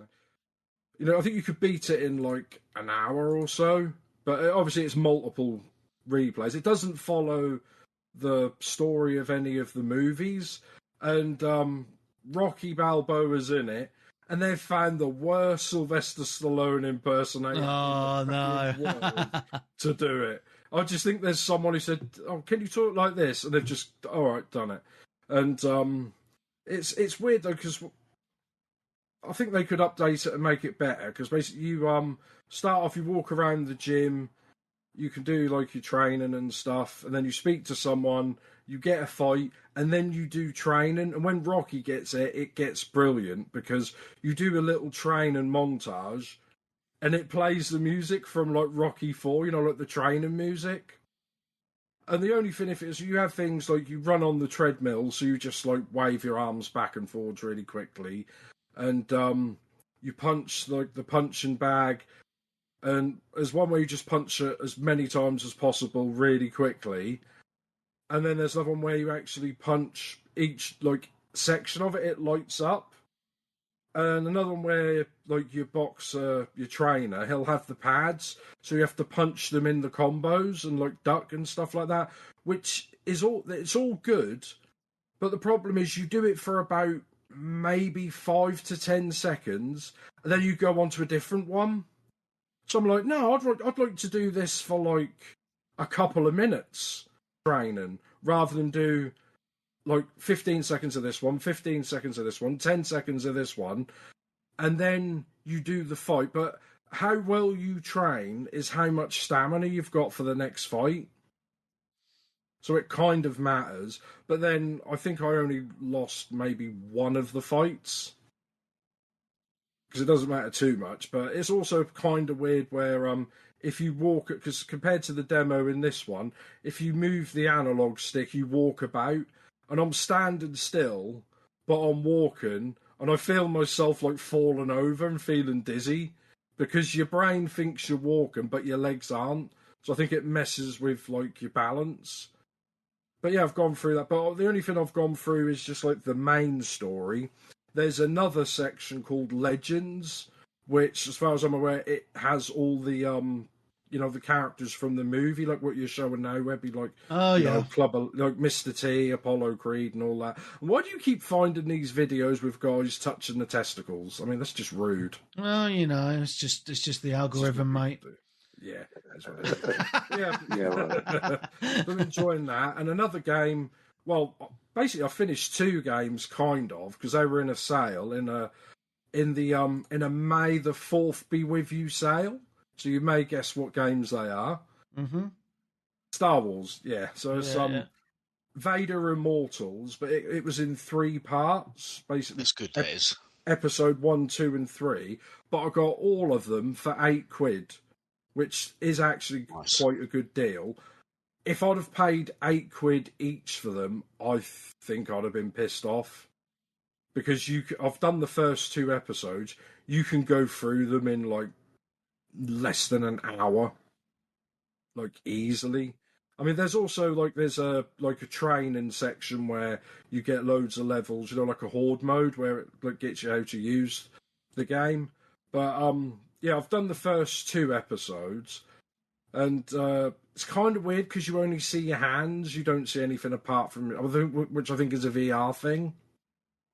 But you start off, you're just like in a ship with your little droid woman who's your friend, and you're like a smuggler or something, and then the Empire nick you. And but it's weird because you're sitting in your ship, and she's like, "Oh, quick, we've got to go to light speed." You know, okay. She's like, "Flick the buttons." I'm like, "I can't see any buttons." Oh, there they are. So you flick the buttons up, and every time you like move something, like the controller vibrates and things like that. And you know, like in Star Wars, where you hold the handle, and then you have to pull it back to go to light speed. So you have to do all that. So you're like, "Oh, this is quite cool." But then obviously, Darth Vader and the Empire kidnap you because it turns out like you're like an ancient part of an ancient ancestry race, and he needs you to like open a door to get like a magic crystal for like immortality or something. Right. And I'm like, makes sense. Where's my fucking lightsaber? And I'm going through the game. Oh, there it is. And then you get your lightsaber, and obviously similar to Beat Set, but when you do it with Star Wars and you just like press the button and it like it makes the noise, and you're like, oh, that feels nice. And you're just walking around. It does do that. I don't know if there's a different setting, but it is like the teleport thing. Like, so you just like press forward with the analog stick, and then something like a little arc suit, and then you just teleport. And I don't know if there is a button where you can walk.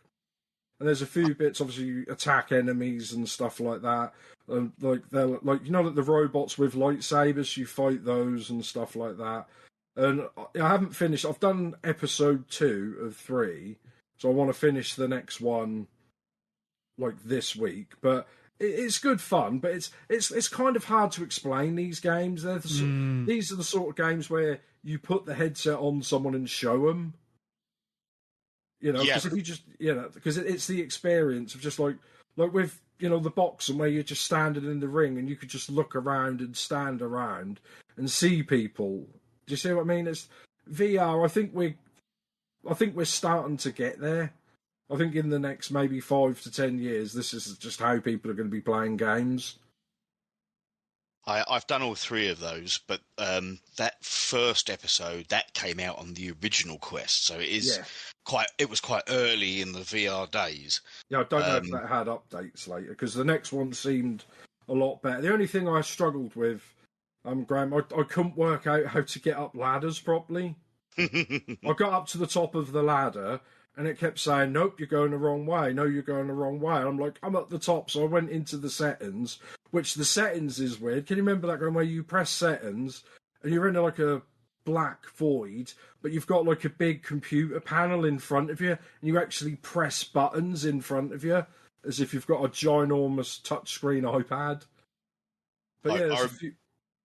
I remember that first episode. That was actually one of the, when you say about it's something that you show people, it was one of the games that was showcased to me on my mate's Quest. And what I remember most from that is when you first have Darth Vader walking down the corridor towards you, and you realise how big he is. Yeah, well, I mean, I don't know if it's different, but because I don't think I'm as tall as Vader should be, but I was like quite. But it's the same. I thought, oh, he's a big boy, isn't he? Quite intimidating, yeah, absolutely. Yeah, it's just because he comes. Obviously, the door opens and you just see him, his shadow, and then it comes clear, and he just does like that, and you're like, oh shit, and then he just like lifts you up by the throat, and you're like, oh, I don't like this. But that was basically the game that made me buy the original Quest. As soon as I played that, I went, this is the future. This is. It was the first draw-dropping moment I've had in gaming for years. And I went out immediately and bought the Quest 1 for about 600 quid or whatever it was back in the day. And I've obviously had every new Quest or Oculus, it always tends to be about 600-700 quid. And then within a year or 18 months, they make it cheaper but with more memory. And then, like, a year or two later, they bring out the next one. But do you not play that? Because I know you've got the PSVR. Who's got the PS? I haven't got the PSVR. I've got the Quest 3. I thought you had a PSVR. I could have sworn you had a PSVR. No, I haven't even got a PlayStation. Oh, you haven't then, have you? No. But Yeah, so you have to add me as your Quest friend. I've got one. Wow, popular guy. I want to get. Well, I don't really use Facebook, so it's hard to, get people because I think it uses your Facebook, and only one person on my Facebook actually had like a Quest account thing. If you see what I mean. Yeah. So, but yeah, because I don't know if what you say about some of the multiplayer games. Like, yep. if you maybe let me know some of the multiplayer games that would work. Yeah. Because my mate's now bought a Quest 2, so I just he said, do you recommend any games? And I just sent him 3 ones that are for Quest 3 just to piss him off. Table tennis is always good in VR. I tried that. I couldn't get on with it. It just kept saying foul. It was almost too realistic. Because, I know how to play table tennis, but it was your serve's too high, your serve's too low, you hit the table. I'm like, oh, for God's sakes. But you get, I don't know if you ever got it, Frosty, you get the Quest Plus, the Game Pass version. I do have it, yeah. Yeah, because I got 3 months free with it, so I'm going to, if there's any games on there you recommend, maybe put them in, you're in the Discord, didn't you? Oh, yeah. Yeah, maybe put some stuff on there, some I think the VR channel on the Discord is my own channel. It is, mate. Yeah, it is. No, it's our channel. We can just have little VR chats on there, and then Webby will say we're playing VR Naked Uno or something. Probably, yeah. That's getting good though, Webby. I think you should try it though. Next time you get someone, because also with this one, I don't know if you got it, Frosty. I was tempted, but because my girlfriend uses it as well, you can get prescription lenses that go over if you wear glasses. Yeah, I don't wear glasses, but I know you can get them. And everyone says they're really good. Yeah, but then I don't know. Obviously, if I put them on every time we chop and change to take turns, then you've got to unscrew them or unclip them. I don't think they I think they're magnetically just click in place. Yeah, but I don't know if you clip them in the first time and then you pop them off. I need to re-look. I just didn't want to spend 50, 60 quid on lenses and then have to keep unscrewing them every time and worry I'm going to scratch them again, if you see what I mean. But yeah, I'll look in the VR chat and we'll talk later. But yeah, I'm enjoying that and the Vader Immortals and stuff. And like the start of the second one where you're going round with Vader. I don't know how the ending's going to go, but I'll find out this week. Have you played the other Star Wars game that's on there? The Towers from the Towers from the Rim or something, I think it's called, Beyond the Rim. I thought it was Galaxy of something. I can't remember what it was called, but that was on a sale as well. Galaxy's Edge, that's it. That's the one, yeah, that was on Towers sale. from Galaxy's Edge. So is that the next one of those games? But because I know that you get the droids. Yeah, I haven't played that one. Oh. But it's supposed to be pretty good. And I think it's done by the same people. Oh, so maybe this is more of a full game. Because this does feel like a glorified tech demo rather than a full game. Each episode. It's more an experience, isn't it? Yeah. Because I think if I'd have paid £8 each, I think I'd have been annoyed. But £8 for the lot, I think is pretty decent. I paid for them all separately at full price. Yeah, but then if you were waiting for them to come out, you didn't have a choice, did you? Yeah. No, that's it. I was looking forward to them because even though, as you say, they're only a couple of hours each, it's still a decent couple of hours. Oh, I think they're worth a replay as well. But yeah, so what do you normally play? Do you play that a lot now, or do you not really play your Quest anymore? I play my Quest quite a bit. I've spoken about it quite a lot on here when I've been on. I tend to, especially with the Quest Plus, as you say, you get 2 free games a month, and then obviously a library that keeps changing in and out. So that obviously opens it up a lot more. But what I love, I've got all sorts. I've been playing Civ 7. I love VR in general. So, in fact, actually, the last one that I've been going through is, and I forgot about playing this, is the Titanic experience. Oh, I saved that. Is that any good? Yes, it's quite interesting. There's still bits of it that haven't come out yet, so I think on the PlayStation VR and the PC VR, there is the full experience of actually being on the ship when it sinks. They haven't got that in the Quest 3. That's coming soon, apparently. But I've quite enjoyed going down to see the wreck, and you're actually just swimming in a submarine without getting crushed. Do you do any of the exercise ones? Nah. Oh, all right, fair enough. Because I want to get one of them, because I'm enjoying some of them, but I want to get some of the... Because I don't know if that happens all the time. I got an email to use to the end of the month, or the third, for like 30% off any game. Yeah, you get that quite frequently, just randomly. Yeah. I was just wondering, because I didn't know if that happens quite... if that's just because I bought a new one, if you see what I mean. I didn't know if that was just because I'm new. No, it doesn't... It's random that I get them. I all of a sudden look and go, oh, got 30% off.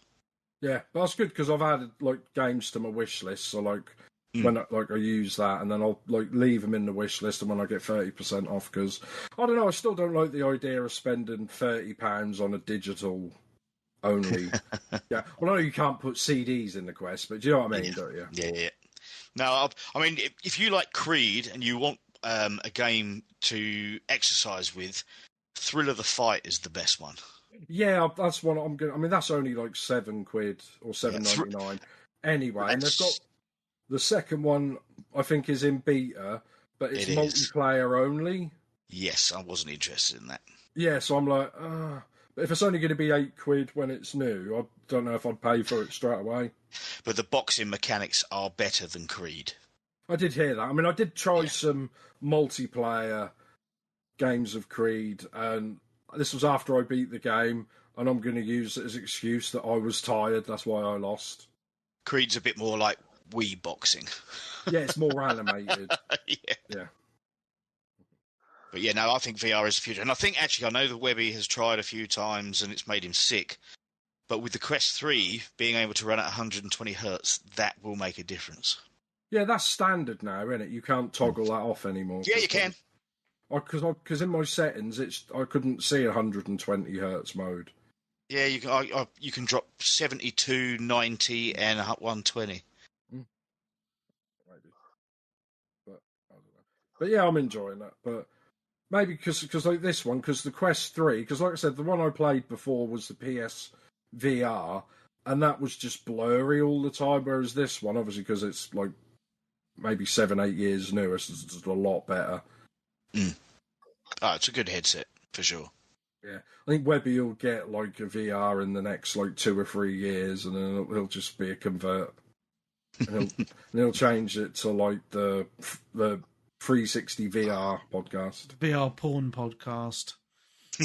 I haven't done that, mate. I swear to God, I haven't done that because I don't know how to clear my browsing history on that, so I don't want to put that on there. I'll get myself in trouble.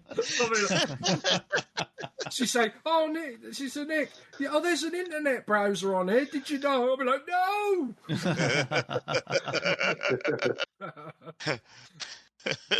You might lose it to it. Yeah, you have been replaced. Damn it. Anyways, anything else? Done, unless you got any more, Webby? No, I've got a couple of bits of news that I would like to move to if you guys are done talking about games played. Yep. Right. Big news this week. Bungie have been at it again, haven't they? Wow. Stealing artists' work. Not the first time this has happened. I think it's about 4 times this has happened now. Yeah. So I noticed this. Basically, an artist put a post on Reddit and on the Twitter sphere, now X, saying that Bungie had stolen their work. So basically, the story goes that this person, their portfolio is online or something. I'm not quite sure the ins and outs, but most of the Bungie art team follow this person on Twitter. And obviously we had the Marathon Alpha. It sucked donkey balls. pretty much that art has been copied one-to-one and placed into the game. It is uncanny, the stuff that that I've seen online. It is pretty much a carbon copy. So not good. Not good, is it? So yeah, so they've been doing it. Just saying they've done this a few times. There was a few Kotaku articles I find. And the last time this happened, they promised they would give the original artists monies. Never happened. And also, what Bungie are also doing is if anyone brings this up in their official Discord, they're getting banned. Great way to go, Bungie. And they have come out with a statement saying that they are looking into this. And that is it. But from what I've seen online is pretty astonishing, really. The carbon copy of work is just you can tell. Pretty much the whole portfolio has been stolen and placed into the game.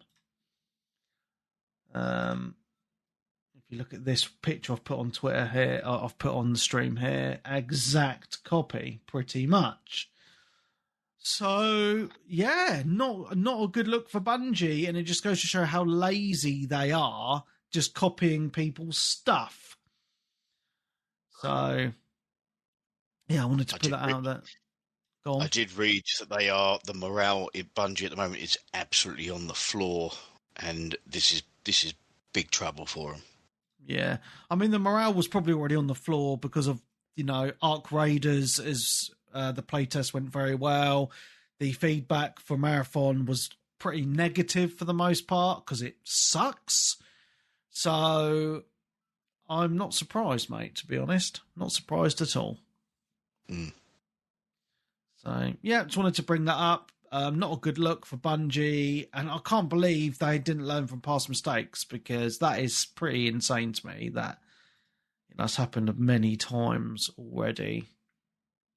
I don't know how they thought they were going to get away with it. I don't know, mate. It's so one-to-one that you couldn't mistake it. Yeah, I know, mate. It's absolutely insane.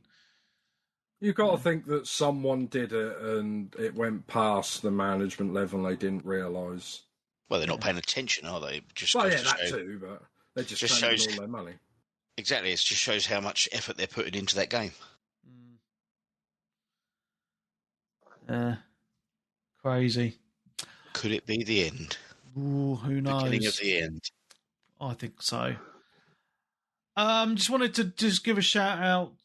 Just wanted to mention that for those of you that have PS Plus, getting a few new games very shortly. Sandland, which our very own Sensei Switch enjoyed. Soul Hackers 2, Battlefield 5. What's that other game?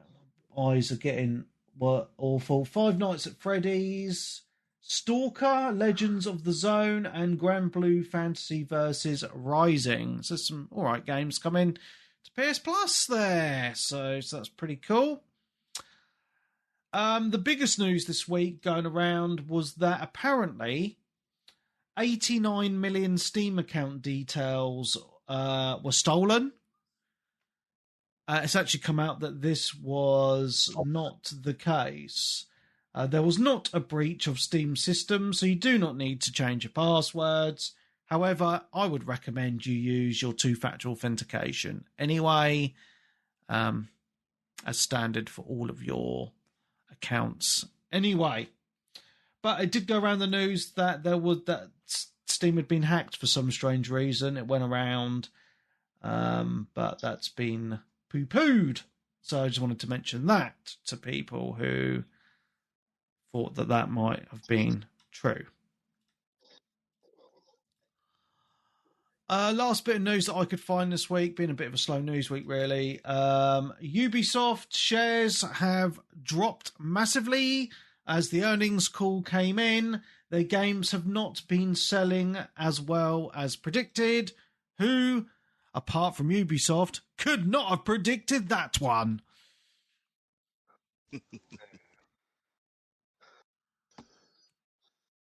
So how the mighty have fallen. Indeed. You remember that piece of news that I talked about a little while ago, that they'd sold off Assassin's Creed, Rainbow Six, and a couple of other franchises to Tencent?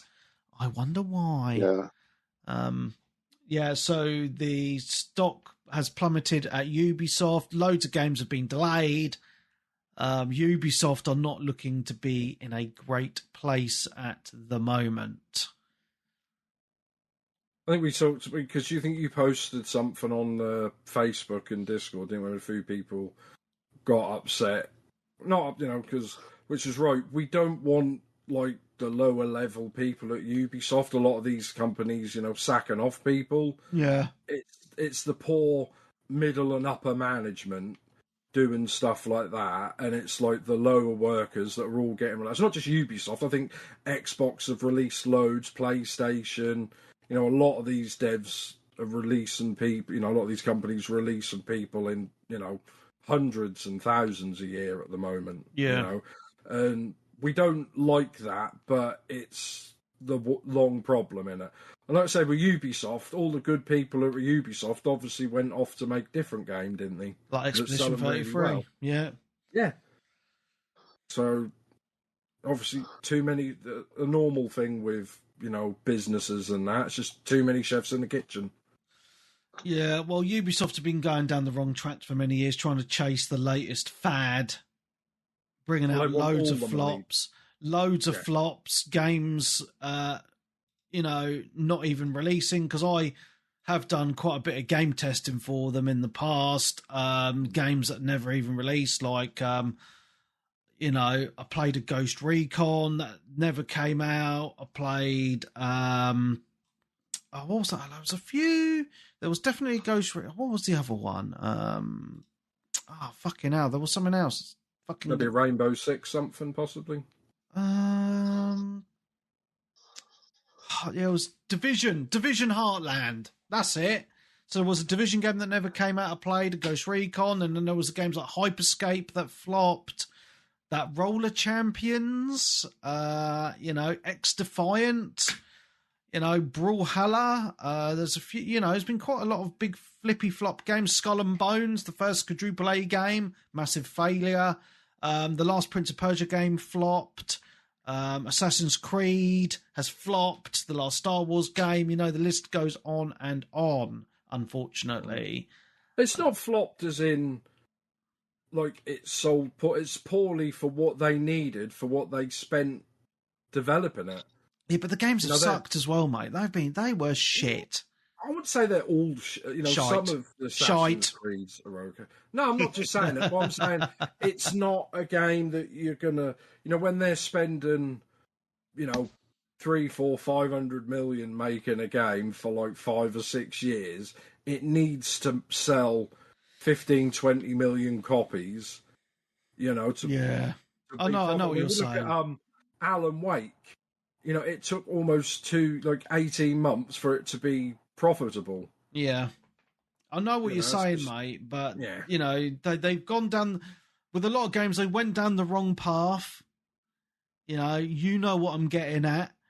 And not just that, they want to make a game that sells loads of copies, and they don't really care if it's good or not. That's the you want to make a really good game that sells. They want to make a game that sells, and they don't really care if it's good. And they spend so much time arguing with people, trying to stop sending review codes out and embargoes the day of release, so no one can find out if the game's any good. So now people aren't pre-ordering because it's a track record. It's not something that's happened this last, year. It's been going for 5 years, 10 years. They've been slowly dropping. Yeah. Which is a shame, because Ubisoft were probably one of the best ones going 10 years ago, weren't they? Yeah, 100%, mate. The Rainbow Six games were good, Splinter Cell, Ghost Recons, and they've just lost their way, unfortunately. We've talked about this multiple times. Hopefully when they restructure and they just can get back to making decent games again. That'd be nice, but I can't see it happening, mate. I think they're beyond the point of no return now. Well, they'll probably double down, won't they? Yeah. Yep, the next Star Wars will be featuring an obese fat woman in a wheelchair with a gun instead of a lightsaber. And well, if they need me to do the motion capture, I'll do it. Yeah. So, yeah, that's that. That's all the news. Anything else you guys want to mention before we end? Been over 2 hours. Yeah, just a quick one, like on Nintendo and stuff. They've had a few things this year. They've upset a few people. They're not giving out review units to anyone until like days before release. Makes sense. And they're well, normally they give it out weeks, or a month before. And I think a lot of the big boys, like even IGN and all that lot, are not getting them. I think it's more of a control thing because someone have leaked some info. I think you said it a few weeks ago, Webby, where it's not as powerful as people thought it was. Mm-hmm. Yeah. So I think they're also saying there's a big day one patch. Right. So they don't want people to review it before the day one patch because it won't be like a fair review. Yeah. So I think it's just all down control. And also they've apologised and backtracked. I don't know how important this is. You know more about this sort of stuff than me. That they said about the variable refresh rate. Right. That it hasn't got it where they said it did. Right. Okay. So, or it's got it in handheld mode, but not on docks mode. Okay. Well, all right. Whatever. Which they said it was a mistake. I'm like, well, no, I think you just. And a lot of people saying they just completely lied because they made a big thing, and I think it's more of a software thing than a hardware thing, so I don't know if they can patch it in later, but they've apologised for it. But I don't know how important that would be. Okay. Is that variable refresh rate? Only decent, only high end TVs of that, and I'm So that's only if you've got. So if you're buying a Switch, you've probably not got a really expensive TV like that. You need like one of those high end OLEDs or whatever. It'd be nice. It'd be nice to have the money, but here's what it is. Is that it? There is one other thing that I saw online, which is that another Sony live service shooter could be in trouble before it's been released. Oh, not Marathon then. No, this one's called Fair Games. Never heard of it. So, do you remember Jade Raymond? Who? Jade Raymond. She was the face of Assassin's Creed when it first came out. No. So, obviously, she used to work for Ubisoft back in the day, but she started a new studio for PlayStation called Haven. Okay. And their debut game, called Fair Games... I've just seen on YouTube. Yeah, go on. Pitched as a modern take on a heist genre and a PvP sandbox, like extraction shooter and looting and hoarding. Well, apparently she has now left the company, and Sony hasn't even told the rest of the team why she has left. But they are concerned with how the game has been received with external testing. So, yeah, another live service Sony game that could be in a bit of trouble before it's even come out. I mean, I'm just looking at the trailer from a year ago and it looks shite. So, yeah, 2023 it was announced. Jesus. So it's been about for a little while. And yeah, she started up the company Haven and has left for unknown reasons. Probably because the game is shite. It was all a scam to begin with, get some money out of Sony. But yeah, she was, back in the day, she was like one of the faces that would turn up at E3 and show off Assassin's Creed. And so she's been around in the industry for a long time. I think she was at, what was that Google system? Stadia Games. Yeah, she worked for them as well. Oh dear. So another game that might be dead on arrival. Bloody hell, Sony is bleeding money on these games, aren't they? Yeah. Jesus.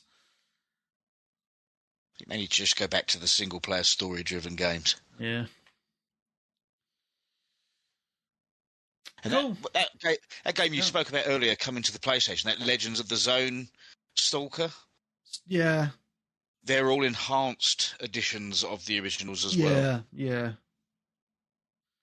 Old school. Mm. Awesome, guys. Well, I think on that note, we're at an end. 2 hours and 10 minutes. So thank you very much for coming on. It's been awesome as usual. So from all of us here, thank you very much for listening live on Twitch and for listening to the podcast in the usual way. So from all of us here, it's been emotional. We will see you next week. Goodbye.